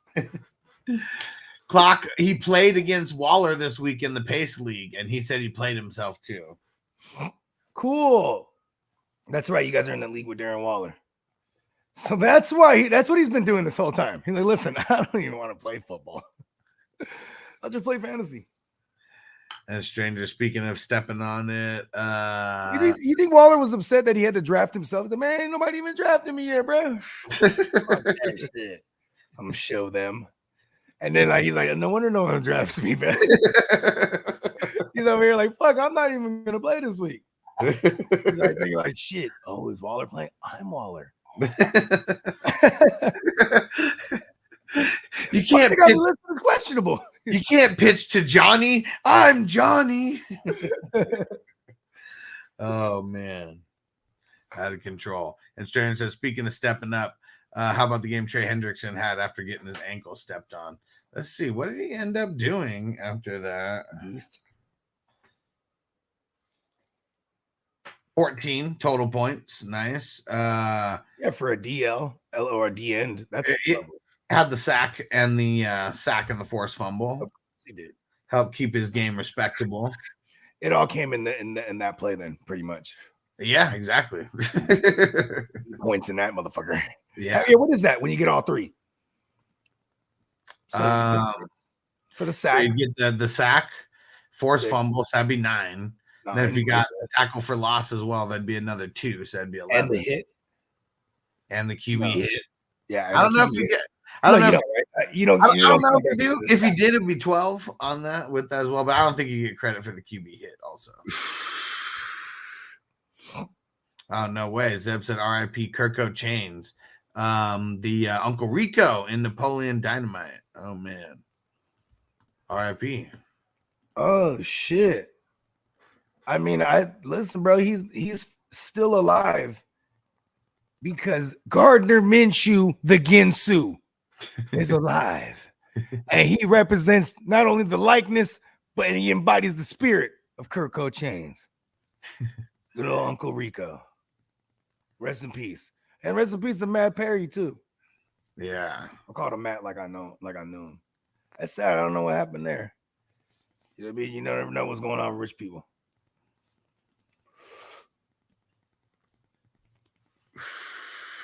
I didn't even know who Kurt Chains was at first until he explained it. I thought he was talking about Kurt Bangs, the artist. Yeah. Well, because that guy drank a lot of lean. So, you know, if you hear of somebody like him pass, you wouldn't really think twice about it. Right. Yeah. And Trent, what up? He said, my dogs. You already know we crushed it this week. Hell yeah, bro. Let's go. Let's go. All right. Here we go. Just getting sleeper pulled up here. We're going to start off with the QB. Studs and duds. Studs. Damn. Zeb, he said he won his match. Less than a point. 189.96 to 189.20. That is a slim margin of victory. Let's go. Sark said, what do you do? Cup? Would you do Cup for Waller and Waddle? I have AJ Brown. Nah. I don't want Waller. We were just making fun of Waller like a couple minutes. And why does you having AJ Brown have to do with anything? Yeah. Like you have AJ Brown and Cup, you mean? Yeah. I would love to have AJ Brown and Waddle better. But like, you know what I'm saying? Like, I mean Waddle. Oh, wait. Waller. Okay, hold on. I need to get my eyes checked for Walker and Waddle. Do it. That's a different story. Mm-hmm. Now you will have AJ Brown, Waddle, and Walker. Yeah. Yeah, I'd do that. Mm-hmm. And Zeb said Vikings going to roll Hall or bring in Wentz, Colt McCoy, Matty Ice. Who you think they're going to bring in? I said Wentz, but they're probably just going to go with the backup there. Yeah, because I don't think winning, like, I think there's a real conversation here where it's like, all right, let's roll with the kid and see what we got with him. Yeah. Because in code, that means let's just rattle off a bunch of L's now. Yeah. Like, you know what I mean? And while they see what they have with the kid, because obviously, if the kid, you know what I mean, he couldn't even beat out Nick Mullins before Nick Mullins went on the IR. So, you know what I mean? Right. Yeah. It's ugly. It's terrible. It's terrible. If this kid had both Jefferson and Addison right now, it'd be a different story. Because then that's just at least the weaponry. It's just like where it makes a Taylor Heineke interesting. Because like if he was in there, it's way more interesting than Ritter. Because at least Heineke is a decent passer, and he would have London and Pitts, right? Mm-hmm. It's the same thing how I'd view like a Jaron Hall if he had both.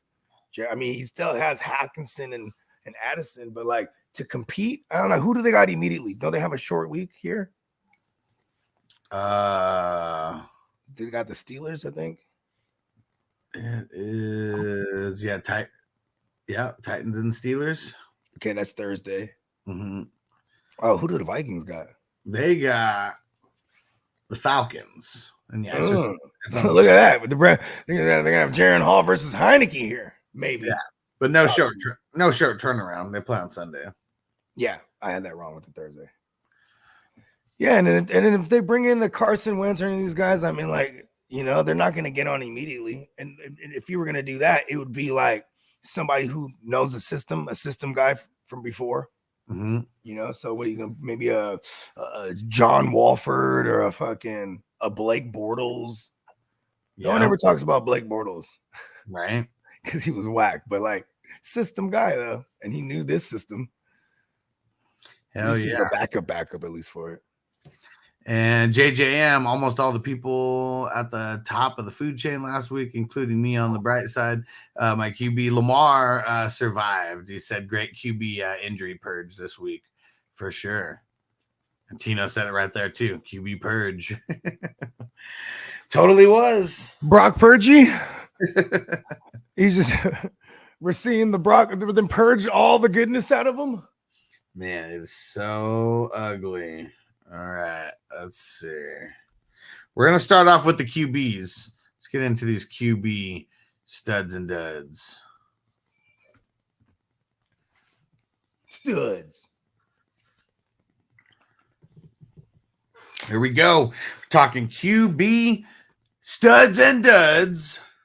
Studs. Let's get into those studs first. And we're gonna be in some uncharted territory here. I mean, Dak and Howell, the biggest studs on the week. What? Come on, why are you surprised with Sam the Wolf? I'm more surprised with Daiquiri.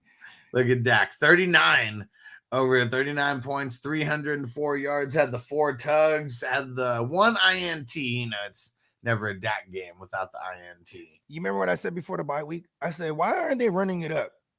That's the best way they could play the type of defense they want to play. Yeah. Yeah, they ran it up on them. On a team that it's easier to run on too, versus like throw the ball, and they couldn't run, so they just shredded them. And the Wolf, 38.98, 397 yards, 4 tugs, had the INT as well. Crazy difference in the games here. 39 for 52 for the Wolf. And then you look at Dak is 25 for 31 on the attempts to completions. He had a lot of short fields to work with. Yeah. Stafford turned the ball a couple times. Yeah. Scored on them every time. How about Will Levi in his rookie debut as splitting reps at starting QB? Ends up number 3 on this list, 238 yards, 4 tugs, 19 for 29. Yeah, and that seems about right. No INTs. Even if you were to like give him what Malik Willis did, right? I still feel like he's gonna hover around 30 pass attempts. Like they really gotta be they're really gonna be a team that plays from behind a lot, I'm sure. So maybe we see him those pass attempts actually get up there. But I mean, they still got Derrick Henry, so they're still gonna try to lean on the run as much as possible. And every time they got single coverage for Hopkins, they took the shot and paid dividends every time. Yeah, definitely. And let's see. Jalen Hurts, number 4 here, 4 touchdowns as well. 319 yards. Man, just as consistent as they come. 29 for 38. Yeah, very efficient. The Stallion. Wild Stallion. 324 yards, 2 tugs through the air, 1 on the ground. Handling biz. Joe Burrow. Very nice to see Joe Burrow in the 30 and up club here, the 30 points and up club here. 283 yards, 3 tugs, 43 yards rushing as well. And the last guy in the 30 and up this week is Herbert. 298 yards, 3 tugs, 31 completions out of 40 attempts. Herbert, big bounce back game after that, blah performance in KC. Blah. They got the Jets next week. Who? Chargers. Yeah. Yeah. Such a good. And you know what's crazy? This is a game that the Jets could win just on their defense for real, bro. Yeah. Like the Chargers looked good because it was the Bears last night, Where's Justin Herbert on this list? Let's see. We'll get to him. And Axel, so what are we doing with James Cook? We're going to be at the running backs real soon here. We'll answer that shortly. So let's see. Maybe some honorable mentions on the week. Josh Dobbs, Tua, Baker. I mean, Cousins, at least he went out on a 24-point performance with us. Purdy, Taysom, Russ. What? Carr, Minshew, all those guys are above 20 Taysom points. is an honorable mention in the QBs. How is Taysom getting over 20 Carr? Slower than him.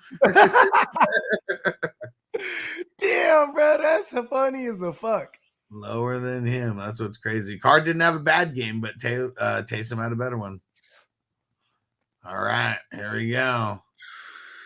Let's get to the big old dump truck guys here. And we got to start off with our man Ritter. Ugly. 2 points. 2 points. The injury doesn't even matter. He was just looking bad the entire time that he was out there. You suck, Ritter. Tyrod Taylor. I know there's some people banking on him. I played him in a league. Desperation. You suck, Tyrod Taylor. How about Kenny Pickett? You suck, Kenny Pickett. In a whole half, you could only throw up 73 yards. Ugly. Ugly. This is the biggest one. I don't know how long it's been since we've done this, or if we ever have done this. Patrick Mahomes. You get the extended version, Mahomes. Pause. What the fuck? 241 yards, 2 INTs, and this is Denver. I mean, I know that you already played them, and they had the tape, and yada yada yada. Yeah, Swift wasn't there, and yeah, you're sick. Patrick Mahomes has never lost to a division rival on the road. They said, you know, I saw that, and like the fact that he was sick, and like I think he's a new dad too, and I think like I read something like it went through the whole family, so it's like just as a father myself, maybe your mind's somewhere else. You know what I mean? Because I'm trying to find every excuse for him. Because it's like, how do you not see this pass rush coming at you again? Yeah. Like, or maybe there was something off there with maybe his quick twitch reflexes was off or something because he was sick, but because like, not even getting the ball out quick wasn't a thing. Like it was, yeah, they figured something out. Then they ran all over them. You know what I mean? So it kept them off the field. He couldn't get in no fucking rhythm. Literally like throws a pick next, then they don't do nothing with it. He gets back on, throws another one. JJM, I'd like to congratulate Denver on breaking their 16-game losing streak. I mean, that's pretty crazy that you lost to the Chiefs for. I mean, that's 8 seasons, like right there of like getting your ass kicked. It goes back to Manning. It goes back to Manning when the last time over there was like it was a regular thing to beat them. You know what I mean? Yeah, that's wild. And all right, let's jump in to the running backs. Here we go.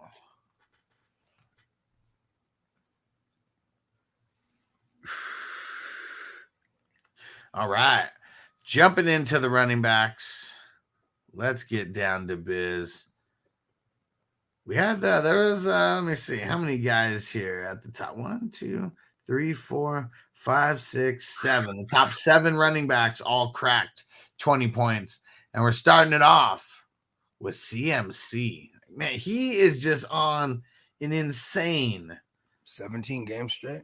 Like, let me see. Touchdown. As of right now, he has 13 touchdowns. Pretty insane. First half of the season. I mean, this is it's insane that he could potentially. Well, I guess what's tough with him is he's never going to get into the running back, like the like by itself. I guess that's the tough thing. I don't think anybody could get into that level, the 25 plus. Who did that? He's pacing for it. Well, no, but combined. Yeah, he's pacing. Well, that's what I'm saying. Like the rushing by himself, because like that's where all the records were. I mean, like unbeatable. Like even like LeGarrette Blount, like he had 19 that year, and then like I want to say like 17 out of the 19 were within the 5. You know what I mean? They're like all 1 yard plunges. Yeah. He needs a lot more of those to catch up. But what I was going to say is like, seems like the guys who have like the rushing TD. Well, I mean, it's LT who has the rushing record. Yeah. But it was like what? Priest Holmes and Sean Alexander, I think like back to back years with LT. And then now it's up to 28 rushing touchdowns in a single season. I don't know if any RB will be able to like get to that. But CMC might be able to get to the combined. 31 is the record. And that's LT with his combined rushing and receiving touchdowns, 31. He's got a ways to go, though. But CMC's the man. Everyone who picked him with the first pick over JJ or whatever, and got to be happy as hell right now. Bravo. Now this one, what the hell? Gus Edwards, back-to-back 20-plus point games, 80 yards, 3 tugs, had 2 receptions as well. Rarely see him getting like receptions. Well, what's your thoughts on the Gus bus? Last week he did it on a dump off that he took 80 to the house, and this week he did it on 3 little greasy tugs down there in the red zone. Yeah. Awesome. You know, he's a flex. And that's what you're hoping for. He's kind of a touchdown or bust guy, but he's on a good offense. It's kind of the same. I dare I say I view him in the same way I view like a Pacheco, only like Pacheco gets all the work. Like this, it's just that it's an offense that's going to get you in a scoring position. This guy has a history of hitting pay dirt. So, you know what I mean? Hey, will you see some games where he has like, you know, 0 touchdowns and he puts up like 6 points because he only has like 60 yards on the ground? Yeah, that could happen. You know what I mean? Zeb said, Gus fucking Edwards, man. I started him. Let's go.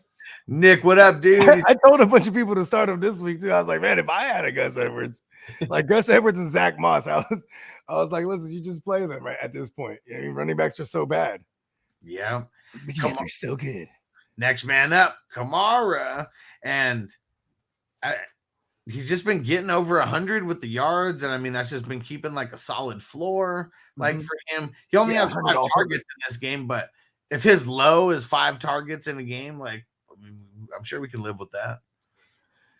Yeah, it's crazy because it's like for Carr, he has all these other things that fuck it up for him in fantasy. Like you get down there, you can run it in with Kamara or Taysom, or hey, Taysom can dump it off to Kamara. Like, you know what I mean? Like it's funny how they're all eating, but Derek Carr just not as much.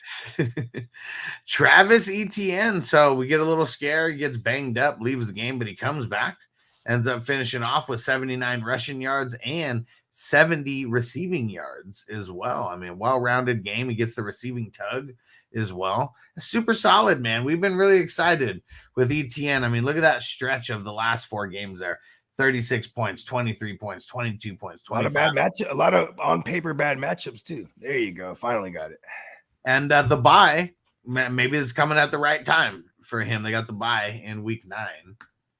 Let him cool off a little bit. Man, didn't they play my fucking Niners? God fucking damn it. Not a good matchup. Not a good matchup to have to come back to. No, I'm just saying, like, my Niners getting shredded, bro. Not by Mixon, though. I mean, I know he scored a touchdown, but I mean, it hasn't really been the run that's been killing it. Austin Eckler, next on the list here, 22 points.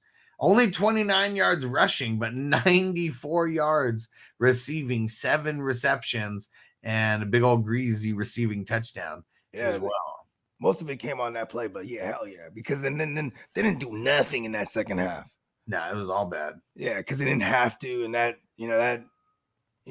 stuff. Why gamesmanship that night? Yeah. See, the Cowboys, they just want to smash everyone right now. Yeah. They heard me. Yeah. They heard me. They're like, why are they just running it up? Like, come on. They with Kellen Moore, they had the 2 out of those 5 years he was the play caller. They were number 1 offense, number 1 overall scoring offense. Yeah. Yeah, like it's still the same personnel. So Breece Hall, I mean, he's next on the list here, 21 points. Especially for these next 2 weeks.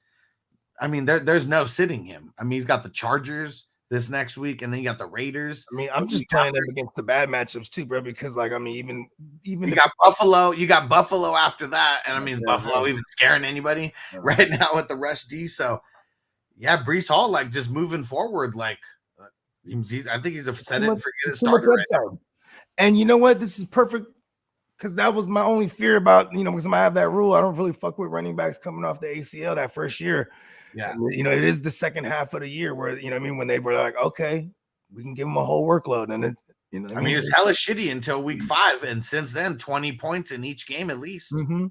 And we don't really hear nothing about like, oh, he's getting a rest day or he's questionable, the theatrics that they would do to someone that is very safe to say he's their entire offense. And then obviously you have Garrett Wilson, who once you get Breece going, like you're gonna make the mistake of singling up Garrett Wilson at one point. And at least for Zach Wilson, he's taking those shots, bro.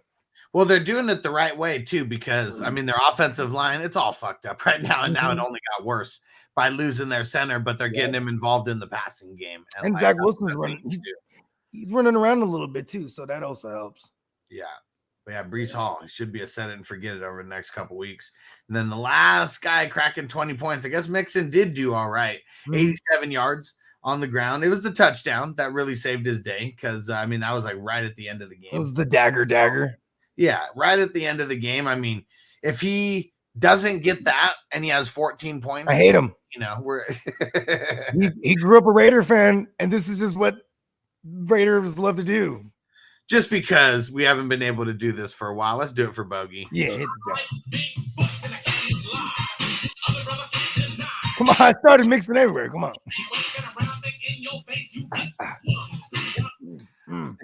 And no, Dennis, you didn't miss anything. What up, Dennis? We'll see. I messaged him, let him know we're going to be on until 10, but I let him know that we're on from 7 to 10. And we'll be back. We got an interview at 11, and it's one of Nelson's homies. It's going to be cool. Todd Hughes, and yeah, another guy in the biz, and we get to hear some cool stories. Yeah, the second interview for Silver Screen Breakdowns out of many. I might sit that one out so it's more organized. Okay. Yeah, I might jump in at the end or somewhere. Like I'll think of a question, maybe if there's still time or something, because I think he only has like an hour and some change. I think so. Yeah. All right, and Juggernaut in the house. What's up? Sorry, I wasn't as enthusiastic on that one, Juggernaut. And I'm very sad for my Niners. The honorable mentions, the guys who are above 15, we got Javante, got the tug, Rashad White, Derrick Henry, Saquon Barkley, Saquon, 128 yards on the ground. Jets just always giving up the booty. So whoever's running against the Jets, got to play them. All right. If you're a talent like that, at least, right? Actually, running backs is so bad. You just played running backs. I mean, for the next 3 weeks, we got 4 teams on bye each week. Who's this week? Let's see. The Niners, the Jags.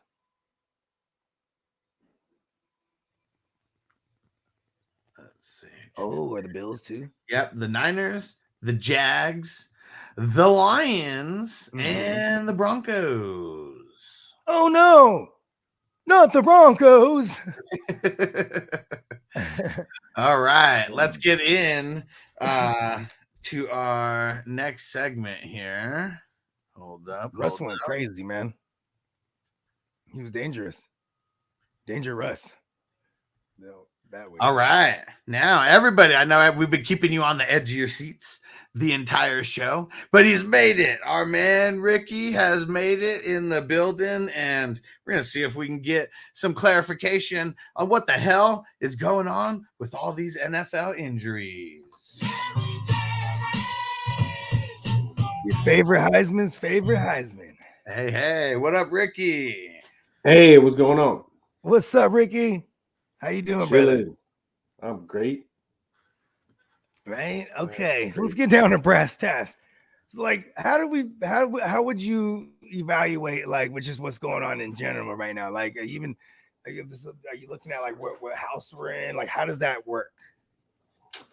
So if it depends. It depends on the context. And so I was talking to Alex yesterday, and he was talking about the energy of this week of the season. And so as an astrologer, I'm always looking at things through astrological energy. So always doing this kind of translation.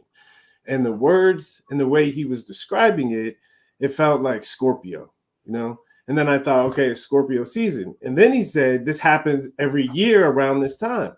And I said, if it's an annual thing, means it happens the same time every year, it has to be related to the season or to the sun.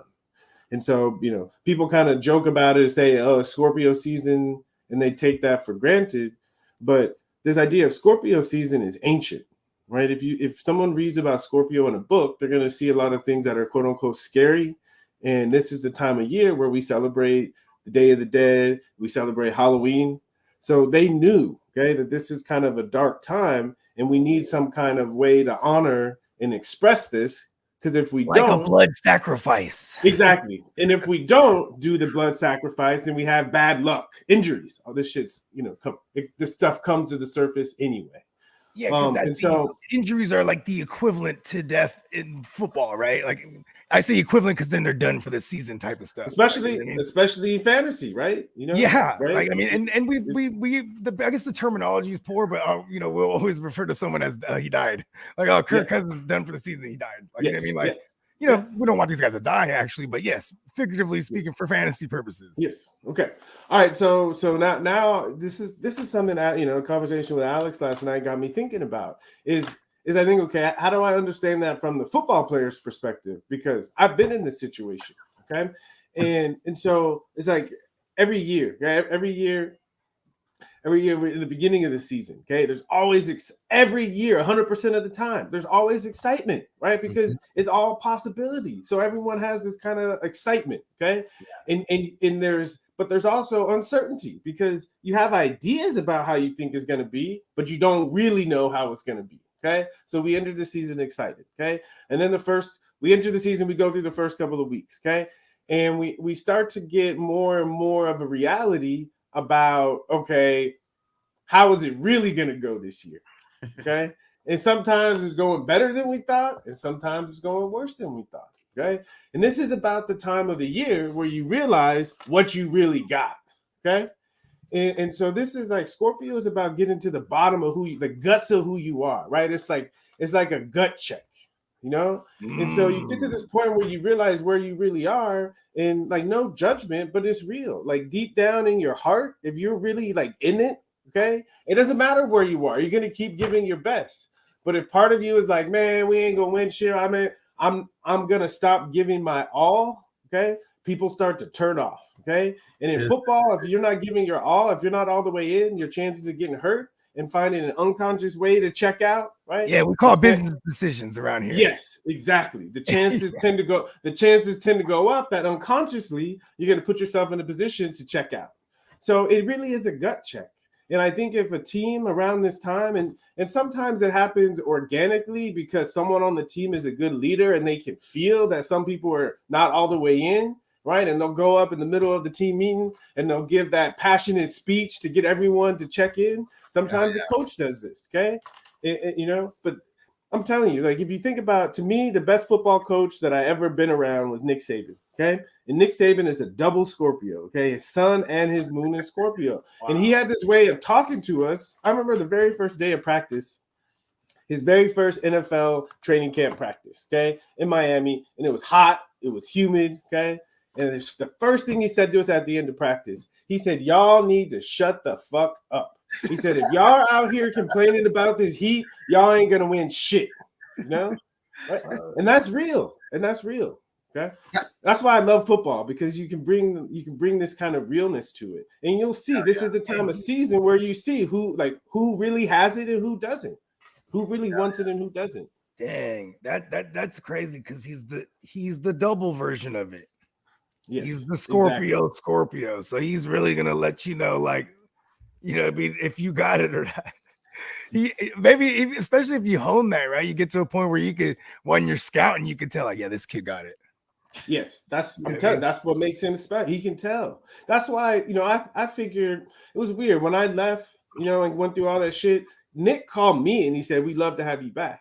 You know, because he must have recognized, I don't know if he talked to people or something, but he must have recognized that I had that kind of dog in me. And we got along great. Hell yeah. Shout out to Hess. What up, Hess? He said, what up, Ricky? What up? Said he's sparking greatness with Heisman. Hell yeah. Alrighty. So what's the new news on Heisman as far as Nevada goes? I mean, I guess I can talk about it. It's not 100% in the books, but the best grower in the state of Nevada, who is also a retired professional athlete, you know, called us up, and we started having this conversation. And he's like, you know, let's do something special for the Super Bowl. So we got some genetics coming for the Super Bowl, named after me. Okay, Sticky Ricky. Nice. Hell yeah. The sticky Ricky is coming, and is grown organic living soil. So you're gonna taste it. It's gonna be fire. I'm excited about that. You know, related to that, you know, when I went through all my stuff with cannabis, it all happened in Florida. And just this past week, We launched Heisman in the state of Florida. Hell The same thing. We got organic living soil cultivators. So it's the, I'm not just saying it. I'm saying it because I went around the state and chose. It's the best flower. It's the best flower in Florida. Might even be the best flower in the country. So I'm for me, I was like, if I'm doing Florida, I'm doing it the way like that I'm proud of what I'm putting my name on. And I feel like I found probably the best cultivators in the country, at least from my experiences. So I'm excited. And everyone's gotta be stoked. I saw the packaging and it's all, the Dolphin-esque colors and everything. That's real nostalgic, I'm sure, for people picking it up at the dispensaries right now. The timing is great. The Dolphins are rolling. So people, they got something to celebrate. Hell yeah. Oh, I got a question. Eat a reefer.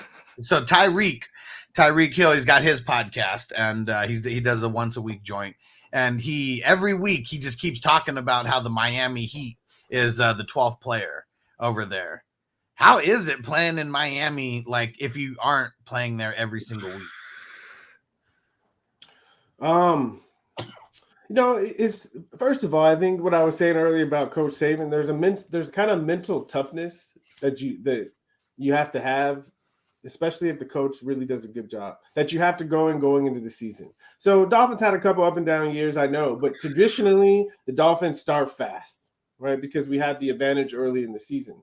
And then we go through this gut check time, and that's real. In Miami, especially if you start off fast and you get caught up in the Miami lifestyle, you get full of yourself, right? It's a temptation. So it's one of those, I think every place has its own challenges, like locations, environments, has its own challenges that teams have to deal with because the players are only in the facility half of the time. The other half, they're out in the world. So, some places like Green Bay, Buffalo, right? It makes it easy to focus on football because really there ain't shit else to do, So, so it's important, late in the season. For me, people say late in the season it's hard to go play in places that is cold. I don't think so because for us, we get to go back to Miami, and they got to stay up there. But I think later in the season, the fact that it's nice, the weather is nice for us the whole entire season, it means we can get good work in at practice. Yeah, it's a good point. Yeah, because I mean, like I feel like going to a place like Denver is that more like a more of an adjustment because you're going to like altitude or a place like Arizona? Like, have you ever found yourself having to prepare different when you go to places like that? Yeah, every place brings its challenge. And sometimes it's especially indoor, more contained. It's more of the elements. For instance, whenever we go up to play in Seattle, we always do the music and practice because it's going to be loud there. And that's one of the things in the environment you got to deal with. If we know we're going somewhere where it's going to be wet, we'll practice with the wet ball. I remember I played a game in Kansas City and it was like 7 below. And they don't have heat underneath their field. So when the field is frozen, you can't wear cleats because it's just ice. So we had to wear like little nubbies. And so I practiced in nubbies. So I had an advantage because I was comfortable in sometimes it makes a difference. If you're used to practicing and playing in a certain kind of shoe and a certain kind of cleat, and because of the elements, you have to change your cleat, it's not a big effect, but sometimes that small piece of being a little bit uncomfortable. Sometimes even have it like if your jersey is torn and you have to do like the backup jersey and it doesn't quite fit the same, those little tweaks sometimes, can make a difference. Yeah. I mean, sometimes the uncomfortability might, bring something else out of you. You know what I mean? If you're that kind of player, hell yeah. If you're the kind of player that thrives when you're uncomfortable, that's why a lot of people will make themselves uncomfortable on purpose. I never played football like that at a high level at all, right? So like whenever I say an opinion from the outside looking in, it might sound crazy, but like I view some players like I'll be like, yo, this guy got it, or some people are just timid. Like I think like someone like a Kenny Pickett, just like timid. You know what I mean?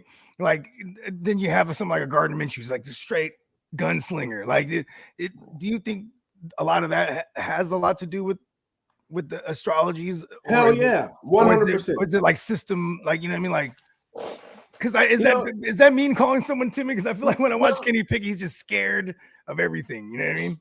No, it's not. So, like, right, ideally, in anything like football where there's an expected level of activation, right, of performance. Okay, each person, right, it's like when you play video games, right?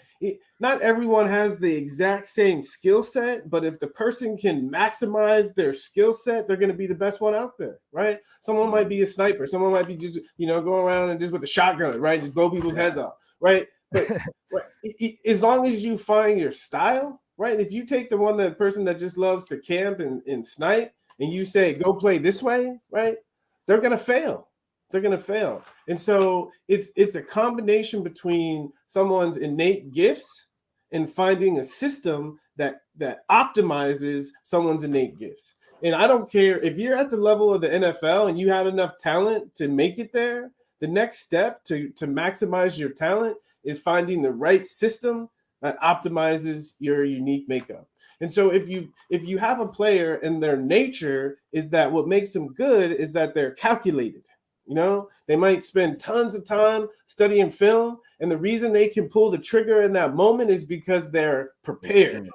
There's no doubts, okay? But if you take that player and you have a coach that doesn't prepare them super well, but they expect them to just be intuitive and go out there and do it, then when it gets out there, we're going to say they're timid. And it's not that they're timid. It's just they're in a system that doesn't appreciate their gifts. Like Virgos are very systematic, right? Yes, like there you go. Earth signs. Earth signs are about practicality. Like an earth sign will deliver, but the reason they deliver is because they've taken the time, right, to make sure everything checks out. But you can't expect them to make decisions like that in the spur of the moment, especially if they're not prepared. So if I had a quarterback with a lot of Virgo or earth sign, right, and usually he'll be open to it. Let's spend a little bit more time in film. And I say, are you 100% comfortable? Right. And I look him in the eye. And if they're pretending, I say, nope, we're going to keep on running it. And there's going to be a moment where you can tell they got it. Okay. Right. Then I'll put them in a situation where I expect them to be a gunslinger, but not until that moment where I know that they're 100% got it in their bones, comfortable with what I'm trying to show them. That's a very good point, because then I think even for Kenny Pickett specifically, it could be like it's Coach T. Just you know what I mean? He's like, listen, we're gonna make it easy for this kid as much as possible. Yes. You're gonna have to win in spite of this kid. You know what I mean? Yeah, but the key, I mean, sometimes coaches are stubborn. To me, and it's difficult because sometimes what the front office thinks the best player is and what the actual coaching staff thinks the best player is are not the same. The best coaches, Parcells, Nick, is again, they understand their system. And so they understand the players that are going to fit best in that system. And so they go after the players that fit best in the system, not the players with the most hype. Right. So you have me thinking, something you said resonated with me, like, like kind of finding the strengths and playing their strengths. And it kind of made me think of Belichick, right? Like he kind of made a career of that, right? Like, getting other players that didn't work somewhere else. And then he saw something like, okay, and it fits, it's tailored to whatever he's trying to do. And we've seen him do that time and time again. So the question is, what do you think is going on with them now? Like, I know there's no Brady, obviously, but like, what do you think? Like, okay, so here's the thing. I saw a quote. I think it was a Bill Gates quote. My wife and I, we have an Instagram page called The Astrologic, and we every day we put up quotes of people whose birthday is that day and a quote that matches the sign. Okay, so Bill Gates is a Scorpio. His was like, life is not fair. Don't expect it to be some shit like that. Okay. Right, the truth, the real shit. Right, stop complaining, shut the fuck up, and get the work done. Okay, so something Nick was it's how gut checky is that, right? It's real. It's real. Yeah. Okay?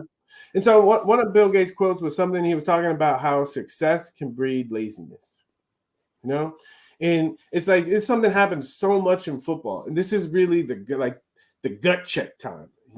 Is that when you have a lot of success, oftentimes you forget all the hard work and effort you put into getting there, and you just start to think that you're lucky, and when you start thinking you're lucky, you stop putting in the hard work and the attention to detail because you forgot that's how you got there.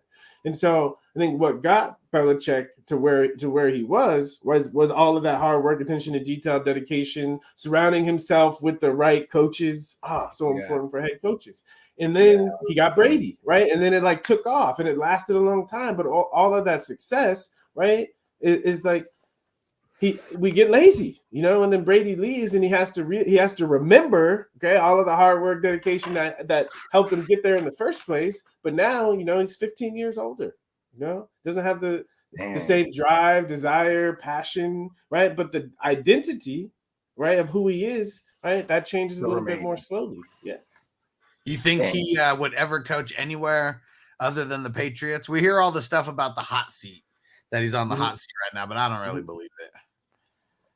You know, if he still wants to coach, like really in his heart, my sense is, you know, you'll see like I think he needs to find someone to be underneath him, you know, to really, because I think at this age, right, in order to stay passionate, you have to feel like you're handing down your wisdom to somebody.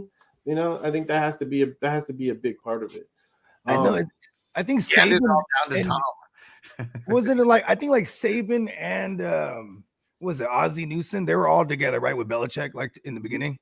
Yeah, yeah, they all kind of had their little respected empires they built. You know what I mean? Yeah, yeah. I could see like if anything, like maybe like, you know what I mean, like he would maybe maybe work with Saban or something. Like I could see that one day. You know what I mean? Just as some kind of advisor or something. Yeah, you know I mean, because I don't see him coaching for another team. I think if he was done in the NFL, he's just done. You know what I mean? Yeah, I think he's done too. You know, I think from my experience, his gift is really scouting. You know, and I think he got that from his dad. I mean, his dad wrote a book on scouting. You know, so scouting in the sense of, like you said, finding the right players to fit in the system, but also scouting the other team. Because when we played the Patriots, they always had an upper hand, not only on what we were going to do, but like on our style. You know, and so they were the first ones that really brought back the 3-4 defense because it allowed them more flexibility in matching other teams' styles. So I think, you know, was that Cornell? Genius. Was that Romeo Cornell under him at that point? Yes, that time? Yeah, okay, he had a bunch of guys, but Cornell, I think was the one that was the one that really brought it back because they were again the Steelers have always been running the 3-4. So that was the one team in the league that. They were so good because nobody prepared for it because we didn't see it very much. No, they always ran it. And then the Patriots started to do like a hybrid and like mix it in, and it gave everyone fits. And then other teams, I guess, right, the defensive coordinators that were around that started to become, you know, more desired, and they went on, and the more 3-4 type of defenses started to spread. And now you got a decent amount of teams, you know, that run a lot of the 3-4 scheme. Yeah, for real. What do you think about Mike McDaniels? I think he's bringing innovation to offense, and again, it's a system where he understands what he wants to do, and he's gotten the talent that can do it. You know? And he does have Garoppolo for what it's worth. That was the guy who was bred in this offense, like sat behind Brady for those years. It's real. No. So it's clarity. Yeah. Oh, Mike McDaniels. My bad. I heard. My bad. That was me. I'm high. It's okay. But you know, it's the clarity of the coach on what he wants to do, and again, who can help him do it. And I think that's what you're seeing with the Dolphins on offense. The couple interviews that I've seen of him, it seems like he's got a lot of swag out there. Yeah. And he should. He should. I mean, every time I've heard him speak, I mean, we know he's smart as hell, but that's just, it seems like all the guys are really responding to him though, whatever he's doing. I mean, I think it's also they're able to identify with him, right? You know what I mean? Well, and I think he can identify with them. I think that's what's important. Sometimes coaches think that they're on a different level and they don't, right? It's like you can be intelligent, you can be smarter than someone else and also appreciate the other person's intelligence, you know? That way you can collaborate and people can respect each other. It's almost like the inverse of when they say, oh, he's building this team into his likeness, right? It's like the inverse of that. Like he's, you know what I mean? Able to innovate with the personnel he has. You know what I mean? Create something that we haven't seen before. Yeah, and even with him, when I was talking about the smartness, like sometimes people are so smart that they're not people person. You know, not people can't deal with people, don't know how to talk to people. He doesn't seem like he has that problem. Exactly, and I think that's what I was gonna say. I was like, I've been around coaches who are really smart, but they're like dickheads, you know, and so. You know, and you can have a smart coach, but if they're a dickhead, right? You'll rebel against them just because they're a dickhead, and so you have to we make ourselves stupid because we don't like a coach, and that's not good for anybody. So I think it's important for coaches, at least for the players, to respect them, because there's some coaches that are dicks, but they're cool dicks, and so you laugh at it and you don't take it personally. But there's some coaches that are just dicks. Who is one that you'd throw out there and throw? Cameron. I'm sorry, I don't like throwing people under the bus. He can't real fast. I can't help it. Okay. And the truth is, I don't know if you can find one player that wouldn't agree with me. Damn. You know? And he was smart. He knew offense, especially he knew that offense. You know, man, was he one of those? It was hard to respect him. Would you look back and is he one of those guys that people have looked back and be like, well, because of him, I wouldn't have learned, how to put up with bullshit, or you know what I mean? Or is he just all the way back? So. I think it's just all the way back. We actually like that. That was on brand. You know what I mean? We air people out over here that we put out the grievances. But the caveat is I don't normally do this, but I feel so. It must mean something, right? I feel so strongly about it. I feel like I had to throw it out. I felt the way you said it's like you've been holding that in for a minute. I'm glad we can help you get rid of that. Thank you. Scorpio season, right? You got to get that shit out. Yeah, it's a gut check, right? Exactly. So for him, for that coach. Now, with some of the injuries, okay, I didn't go through and look at like everyone's birthdays, and we still have limited information on, just people's charts and stuff like that. But Kirk Cousins, Kendrick Bourne, both of those guys suffered season-ending injuries, both Leos as well. Okay, so here's where I go with that. And again, we're not looking at charts. Okay. We're not looking at exactly what's going on. But when you say that, okay, so let's see, it's a quiz here, okay? And, no, it's a extra credit, so you don't get punished if you get it wrong. What is the planet of injury? Mars. Yeah, my guys, okay? So, Mars right now doesn't always happen, okay? But this Scorpio season, Mars is also in the sign of Scorpio. Wow. So this Scorpio season is going to manifest more through injuries. And so we can say in general, okay, there's going to be more injuries, but when we look at the specific chart, we can see who is going to be susceptible, who is going to be in the path, right, of Mars, because not everyone has planets, right, at the same place where Mars is passing. Right, it's like I watched that movie Exodus, in the Bible story where the angel of death was killing people that didn't have the lamb's blood on their top on the door. Yeah, exactly. It's kind of like that, right? Where Mars is coming through, but if you don't have beef with Mars right now, he ain't gonna mess with you. Okay, if you do have beef with Mars and you handle it well, okay, right, then you're fine. But if you have beef with Mars and you don't handle it well, your ass is gonna get hurt. Okay, that's the way it works. So the people that got hurt, right? It's not victim shaming. It's just astrological thinking. Is they had beef with Mars and it didn't go well. I mean, I had season-ending injuries, and the reason I can say this with confidence is because I've gone back multiple times and studied my chart when I had these injuries, and every single time it was the planet Mars. And so, I mean, I won't tell the story now, but I have a Mars story of when I got hurt, season-ending injury that had to do with Cam Cameron. Okay, maybe that's probably why I think he's a dick. Yeah. Okay, so don't worry, we stand behind you. Yeah. Okay. Perfect. So Mars is in Scorpio. Okay, and planets in Scorpio, and this is astrology speak. Planets in Scorpio have a tendency to afflict planets in Leo. Okay. All right, because they're 90 degrees away. So in astrology, we have two planets are 90 degrees away. They're squaring off against each other. And again, it just means, right, an example of a Mars square is when we had to play the Steelers or we had to play the Ravens, okay? It just meant we were going to play a good defense. And again, like I said, if we were up to the challenge, okay, we would win. We're going to be beat up, but we're going to win. If we're not up to the challenge, we're going to either get hurt or we're going to get our ass kicked. Okay? That's in a Mars time. You're either going to win or you're going to get your ass kicked. Like, what about Uranus? Okay. Uranus in the path. This is another planet we see active when there's an accident. And we would call an injury in football an accident. It's something unexpected.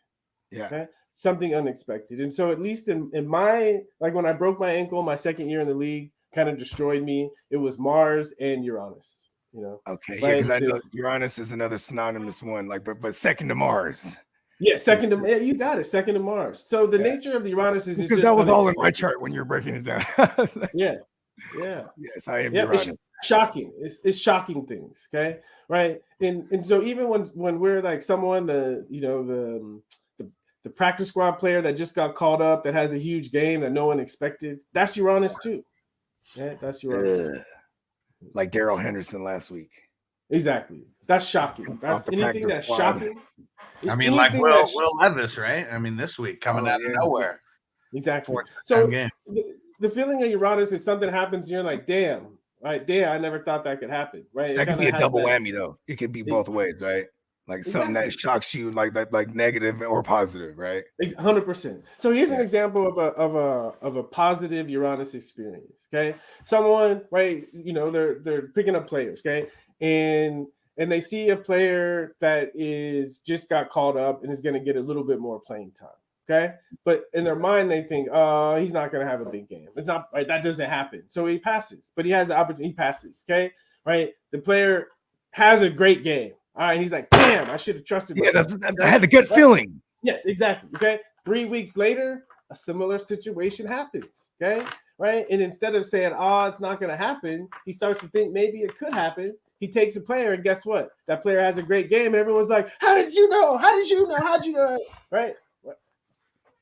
That's a positive. I do that all the time, bro. Yeah. And I am Uranus. I represent all Uranians. You get it. You get it. That's why, to me, if you're a Uranian person, you have to be comfortable and enjoy and appreciate the beauty of shock. Right? You have to realize, because a positive experience of shock is somebody blows your mind and you start to see the world different. You start to see shit that was always there that you didn't see before. That's a positive experience. It's so dope because I went down the rabbit hole when you were like, you see right here, boom, you're Uranian. I was like, whoa. And I went down the rabbit hole and I was like, so proud. Like, yes, that's so me. You know what I mean? So all we know is the sun signs here, but Dak, on the flip side, you know, he has one of his better games of the season. Also a Leo. Yeah. Okay. So at the other side of Mars, okay. So if you think about Mars, okay, in people in astrology, we say Mars is a difficult planet. Mars afflicts, right? But Mars is what makes people great.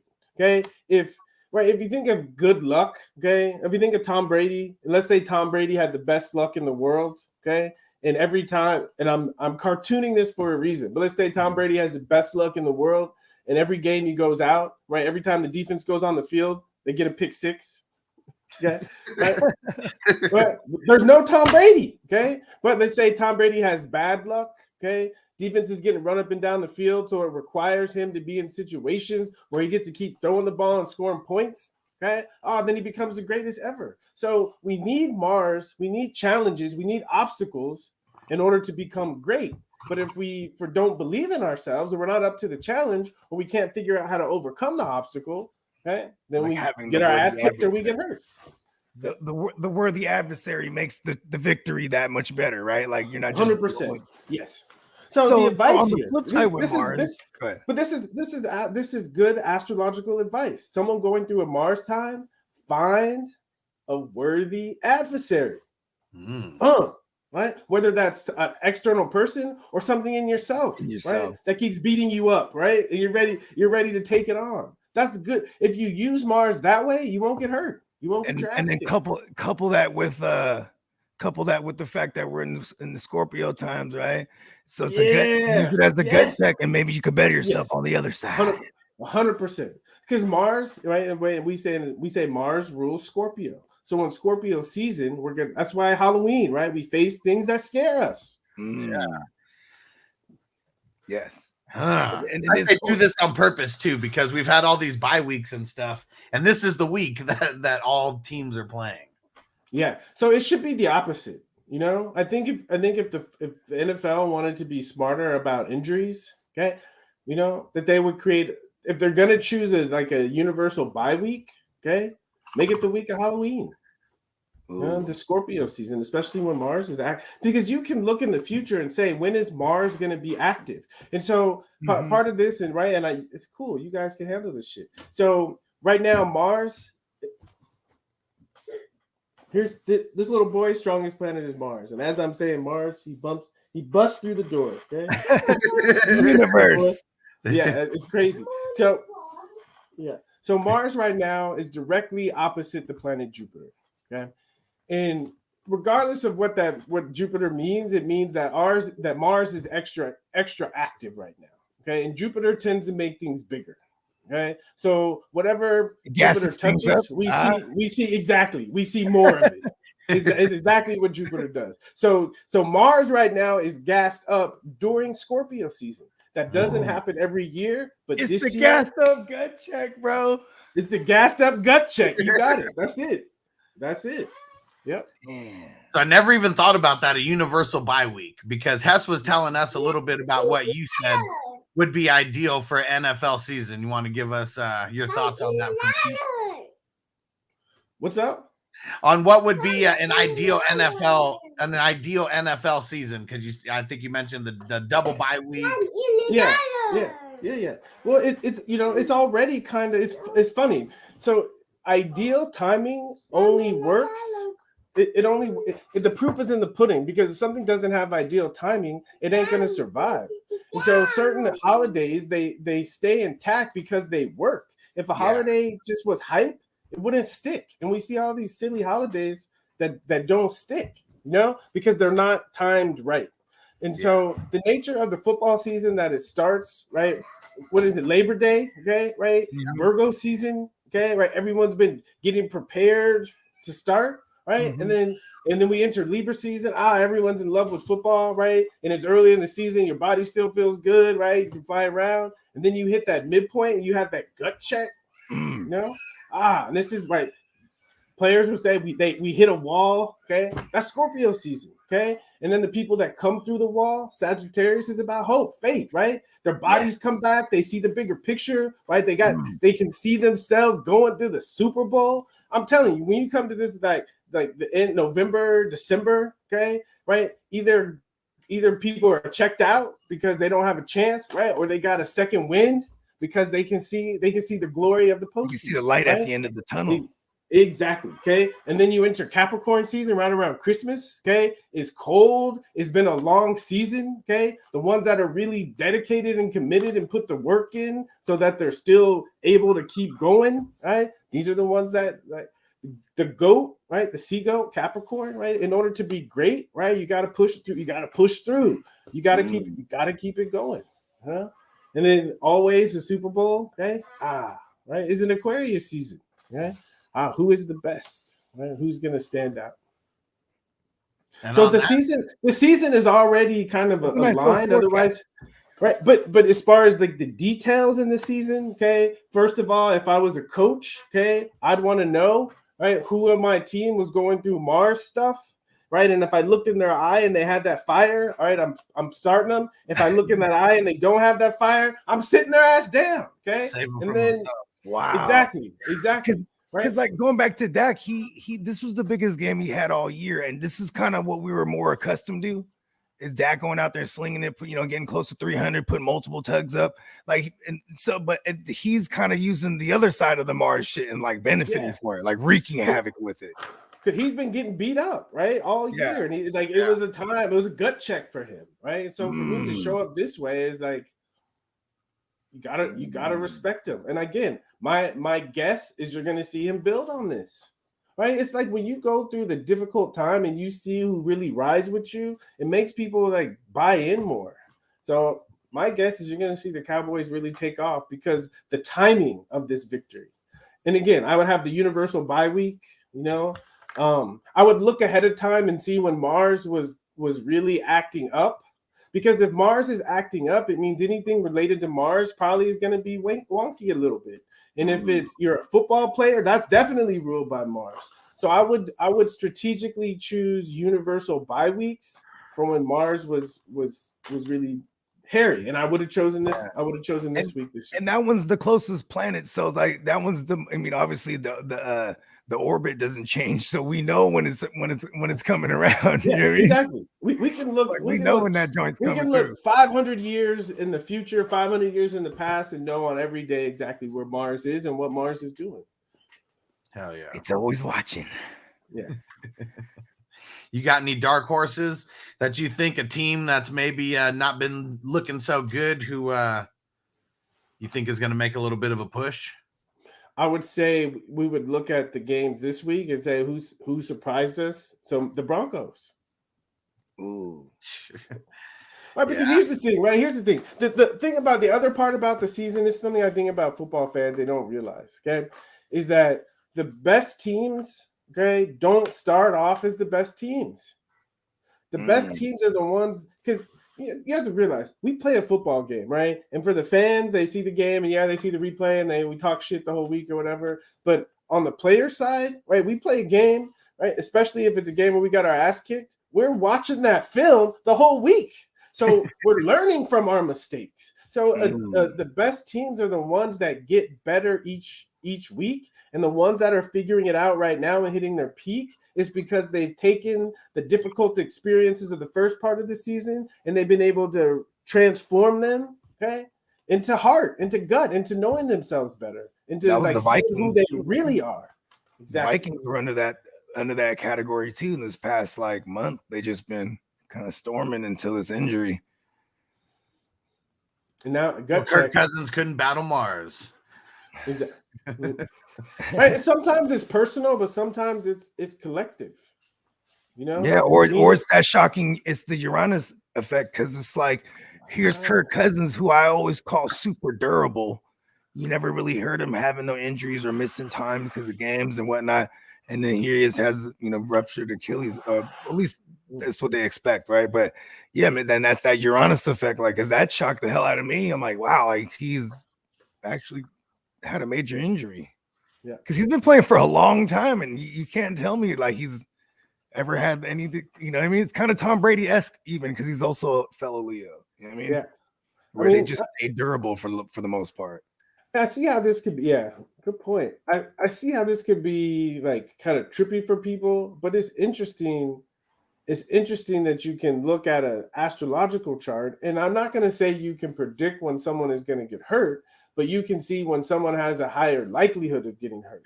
And again, it's football. Like the whole point is you want Mars. That's why I said I would look the player in the eye, right? You know, and I would gas him up, right? You know, I would because the whole idea is the energy needs to express itself. And if it doesn't express itself consciously because we recognize it and we put our energy towards something, then it tends to manifest unconsciously in things like injuries, surgeries, etc.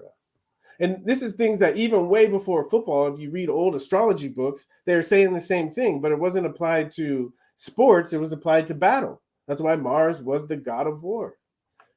And even if we think of modern surgery and medicine, right, it all came to life because of war.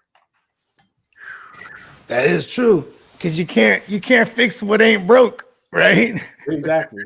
There you go. Yeah, right. That's when you have to come up with innovations too. Like, okay, that's why I guess in relation to football, it's like I'm hoping that for my Niners, who's also led by a Sagittarius with Shanahan, you know what I mean? Like, but like he's usually able to adjust to this personnel. Like this bye week comes at a perfect time for us so we can get healthy, because we've been definitely feeling the wrath of Mars.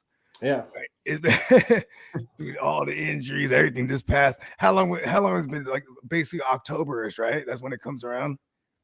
So so the sun enters Scorpio every year, like the 23rd, I think, of October. Yeah. Okay.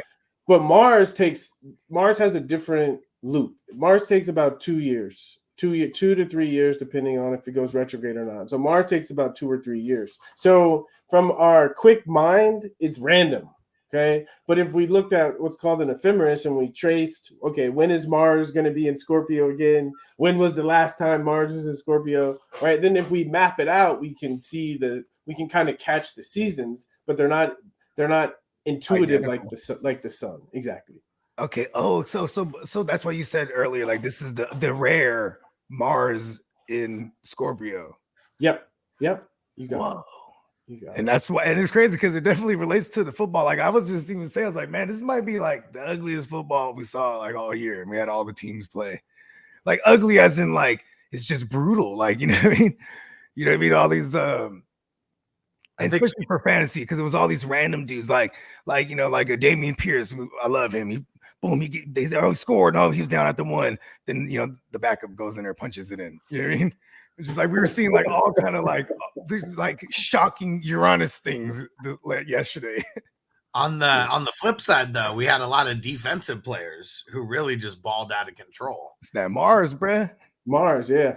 Typically on a team, you put the Mars players on defense, right? So on defense, the act is go, right? Go. That's Mars. Offense, right? You got to read, you got to analyze, and then you got to go. Right, too much Mars, you go too fast, right? So typically, if Mars is active, we would expect the defenses to be up.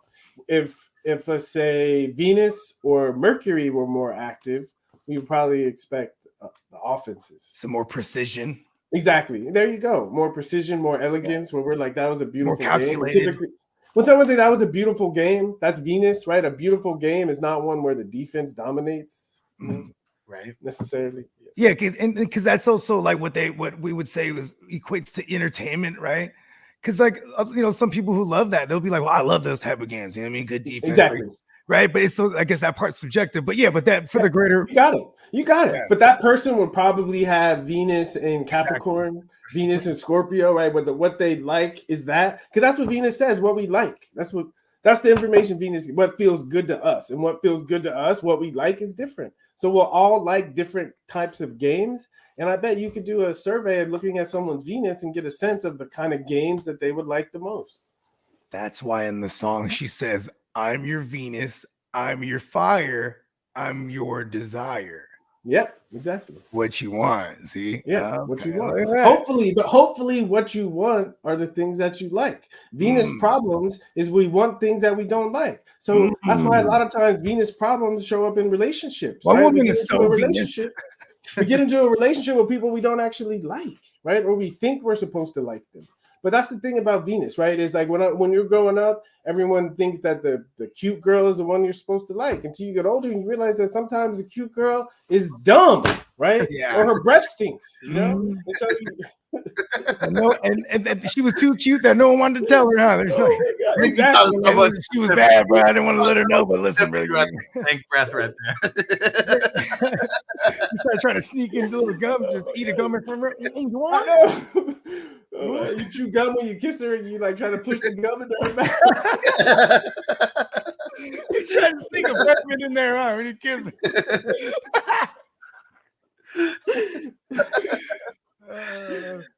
Hess said, how long does this special visit from Mars last? Okay, so Mars, let's see. Let me look. Yeah, I'm gonna stay in the house. And the Minnesota Viking Queen said, thanks, guys, enjoying the show. Appreciate you, Minnesota Viking. Oh, hell, so, Mars will leave Scorpio on November 24th. Oh, man. Yeah. This is just right before my birthday. This has just begun. I guess the one good thing about the timing is over the next 3 weeks, each of the season, we got 4 teams on bye each week. So yeah, smart. Smart. Yeah. That is kind of cool, huh? Because we had this. That is new this year, where it's like we're gonna have 3 consecutive weeks with Week 9 used to be the one where there was 6 teams on bye. Like week 9 and week 10, they bundled it all up into those 2. Yeah, they called the bipocalypse. Yeah. Exactly. Makes sense. This was fun. Yeah, man, Ricky always a man. Yeah, it's been a minute, so you know it's great to have you at the triumphant return. You know what I mean? Yeah, this was great. Thank you guys. Yeah, keep it coming. I'm telling you, Alex, you like both of you guys got a gift for this. So next time you notice something like that, please send me a text. We'll come and talk about it.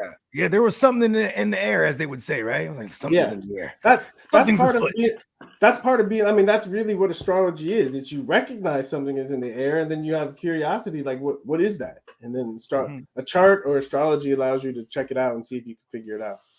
Yeah, something feels broke. Got to try to figure out how to fix it. Exactly. Exactly. Oh yeah, this is a good. Or navigate through it. You know what I mean? Yep, that's even better. What are maybe some things we could be on the lookout for? I mean, I know it's tough because we're kind of just like ballparking, seeing patterns, and we're kind of just noticing stuff now. But what should we be on the lookout for as far as maybe greatness or the opposite is concerned?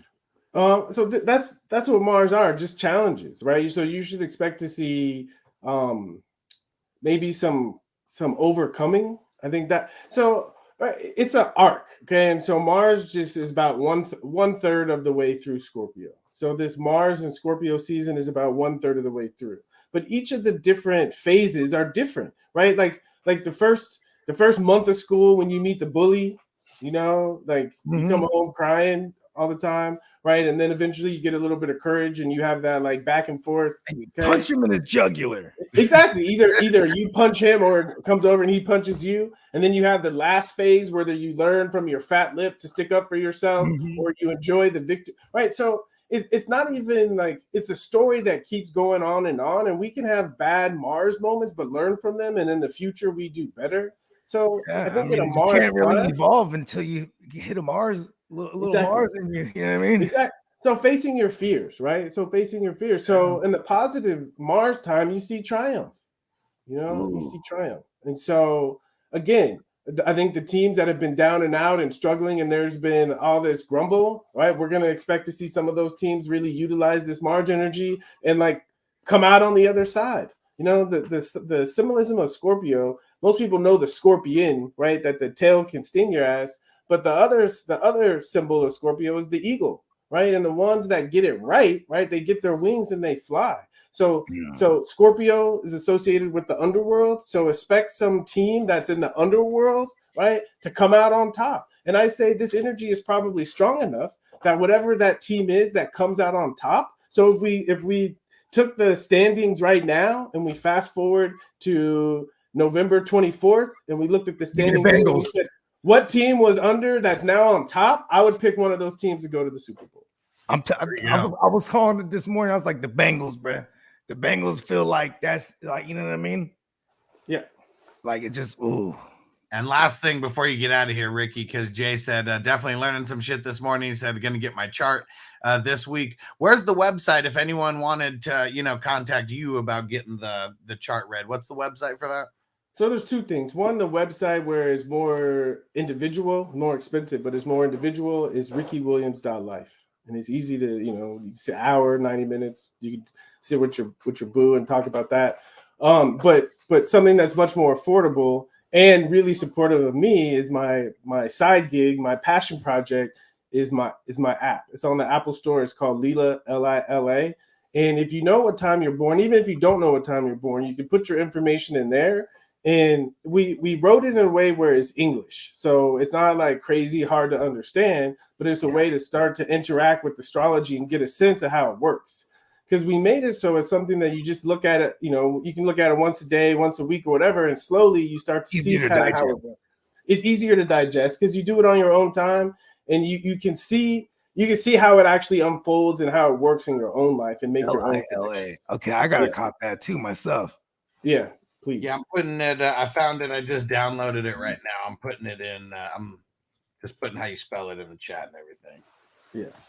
All right. Yeah, we appreciate you, Ricky. Yeah, we know. Hell yeah, it's good getting the insight on some of this because we know there's a time and a reason why all this shit's happening. I'm telling you, like, I appreciate you texting me, Alex, because it really got me thinking. Like, I had a lot of really. That's what I was downstairs this morning talking to my wife, and we were starting to talk about like Halloween and Scorpio, and then I was like, oh shit, I gotta go talk to the guys, and I ran up here and logged in. So thank you for getting my mind going. I really appreciate that. Yeah, hell yeah. Keep it coming. Hell yeah. We appreciate you, Ricky. And we'll talk to you later. The show, Ricky.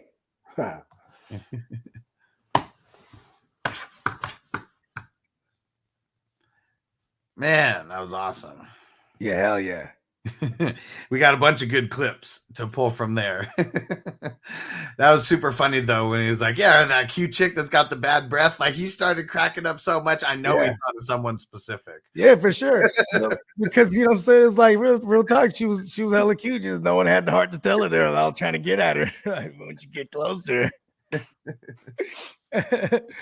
You know what's funny is like I immediately thought of a dozen different ones because like when we was young and like chicks had braces and shit, you know what I mean? Yeah.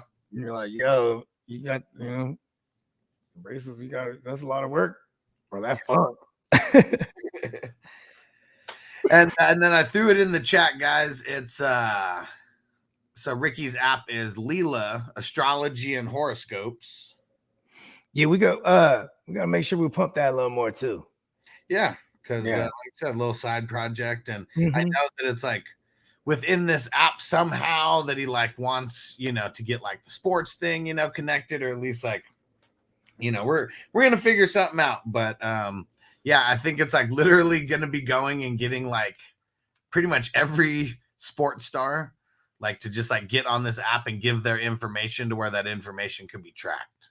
I think like that's like the big thing out of this app for him is getting that data. Yeah, hell yeah. Cause then like, you know what I mean? That could be, it is crazy though, because I ain't gonna lie, like certain shit like going on, like there's been a couple deaths in the family, like it's been some Mars things going on, but then now when you put it in perspective, it's like, okay, you know what I mean? Like it's, hard times, you're supposed to come out on the other side stronger for real, you know what I mean? Yeah. You can't, you know what I'm saying? You gotta have that adversity where how bad you really want it, bro. You know what I'm saying? Yeah. Has said Leela in Hebrew means nighttime. He said that's nice. When we see the stars, the best. He said, love that name. Cool. Yeah, that's tight. Cool. Yeah. I was gonna ask him too what it meant, so that's tight. There we go. Has helped us out. Yeah. Hell yeah. All right. Well, we didn't get to do all the studs and duds or anything. We'll we'll figure that out. But yeah, we gotta close up shop right now because we got a show at 11 o'clock with Nelson's homie Todd Hughes. This is gonna be cool. Look at us back to back, just gonna have like multiple interviews in the same day. And man, doesn't it feel good when Ricky's like, man, you guys got a knack for this? Yeah, for sure.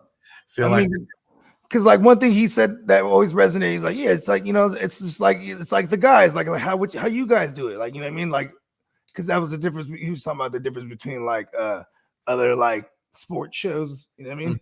Yeah. But also because we're just burning like a motherfucker too. So like, it's like chilling with the boys, you know what I mean? Yeah. Like just post it up.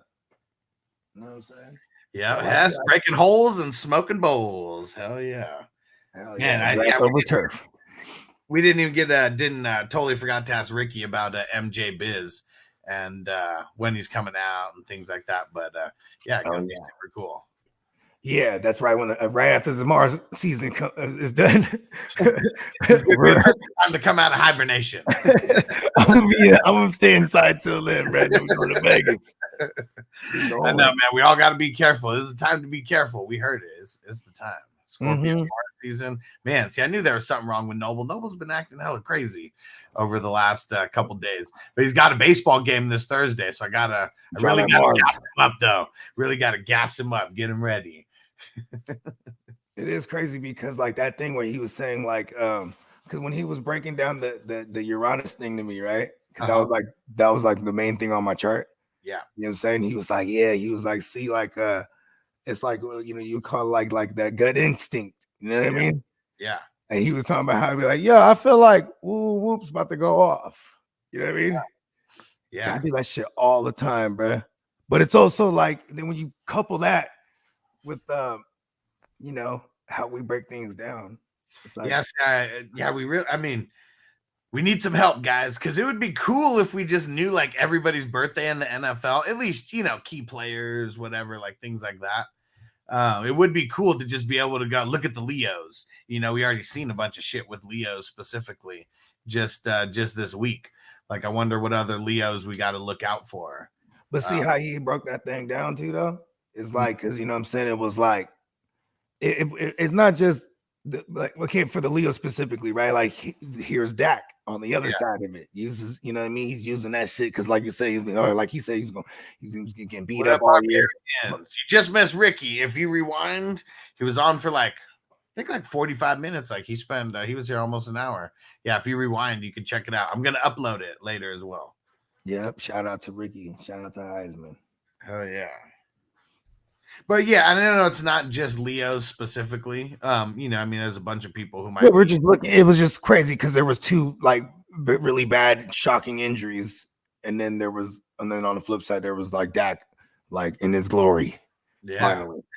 And I mean, in those, you know, that's me just looking up like 6 players, you know, just to see if there's any correlation between some big injuries and, you know, and big hits. And there was direct correlations with Mars, and then the fact that we're now in Scorpio season, where it's like, and even like when he was like the whole thing out time, I was thinking about like, damn, my Niners are super gut check right now. You know what I mean? Yeah, for it's sure. Like, or even when he generalized it about like, you know, how just this time of year period, because like of the records fall out. What's that? Speaking of gut checks, I guess the Bills had a little gut check, and they're signing Fournette, pending a physical right now. Told you. Yeah, I said they're gonna. I said that like 2 days ago, right? I said they're finna sign playoff Lenny, bro. Yeah. Mm-hmm. Hell yeah, it happened. Yeah, that's that Uranus shit, right? Yeah, better protect Josh Allen. I said, listen, man, you're gonna bring in a guy who could pass pro and do it, because James Cook can't do that, bro. Yeah, I mean that's why they have Latavius Murray down in there, bro. For real though. Yeah, James Cook, he's they just need someone bigger, right? I mean, that's what it is. Like, we can't get Josh Allen all fucked up. Like, he's got to be Josh Allen the entire way. And like, yeah, because he's taking some bad bumps there. You know what I mean? In wrestling terms. Yeah. And then and playoff Lenny, that's also or our man Leonard Foreskin, he has pedigree. You know what I mean? He knows what it is to go the distance. He knows, you know what I mean? Yeah. That means something. That's why he's just been kind of sitting around waiting. That's why he didn't sign with no. Remember, he went and visited with New England. Like, they ain't winning over here. And he probably took less money to go with the Bills, but fuck it, right? Like, get at least attach yourself to a team that you think can make a playoff push. That's really it. And I mean, he visited with the Chiefs over the years. Remember that? Like even before he signed with the Bucks, and you know that's he probably don't even like. No, I don't like what's going on over there. They ain't fucking with me because he's one of those guys. You know what I mean? I mean, he gives himself his own nickname. And Alex, he asked, "Is Lenny a grab?" Yeah, I mean, he's going to be someone who's going to be like, for sure on this wave of waiver wires is going to be someone who's going to be. He's a stash because at the same time, it's like unless. I'll dig a little bit. I'll see if there's a coaching correlation here, because then if there's some would I mean, it is their offensive coordinator came over from the Chiefs. Okay. Right? Okay. No. I'm sorry. Their offensive coordinator is Ken Dorsey. So no, he didn't come over from the Chiefs. Yeah. So I guess I can't think of any correlation there. Either way, it's this seems like a reality playoff thing. Or maybe even like if we get into December, maybe actually it's still early enough. Yeah, maybe December, even in fantasy playoffs, he might be a thing. I think if as long as James Cook is still alive, and then like it'll just be a rotation still, and it'll be hella annoying. You know what I mean? I think like for fantasy, I probably wouldn't want anything to do with it. I'll pick him up and trade him to someone who's feeling that way. Yeah. Yeah. All right. Well, we're gonna get up out of here. We're gonna be back in a little less than an hour. And it's going to be Silver Screen Breakdowns interview with Todd Hughes. And it's going to be real interesting. Make sure you guys come back for that. And then that'll be the last show before Monday Night Football. Let's go. Yeah. Bogey, let them know. Hey, week 8, give me money. Let's get it. Please. Defense on me. I don't want them to gain another yard. You blitz all night. If they cross the line of scrimmage, I'm going to take every last one of you out. You make sure they remember forever the night they played the Titans. Here comes the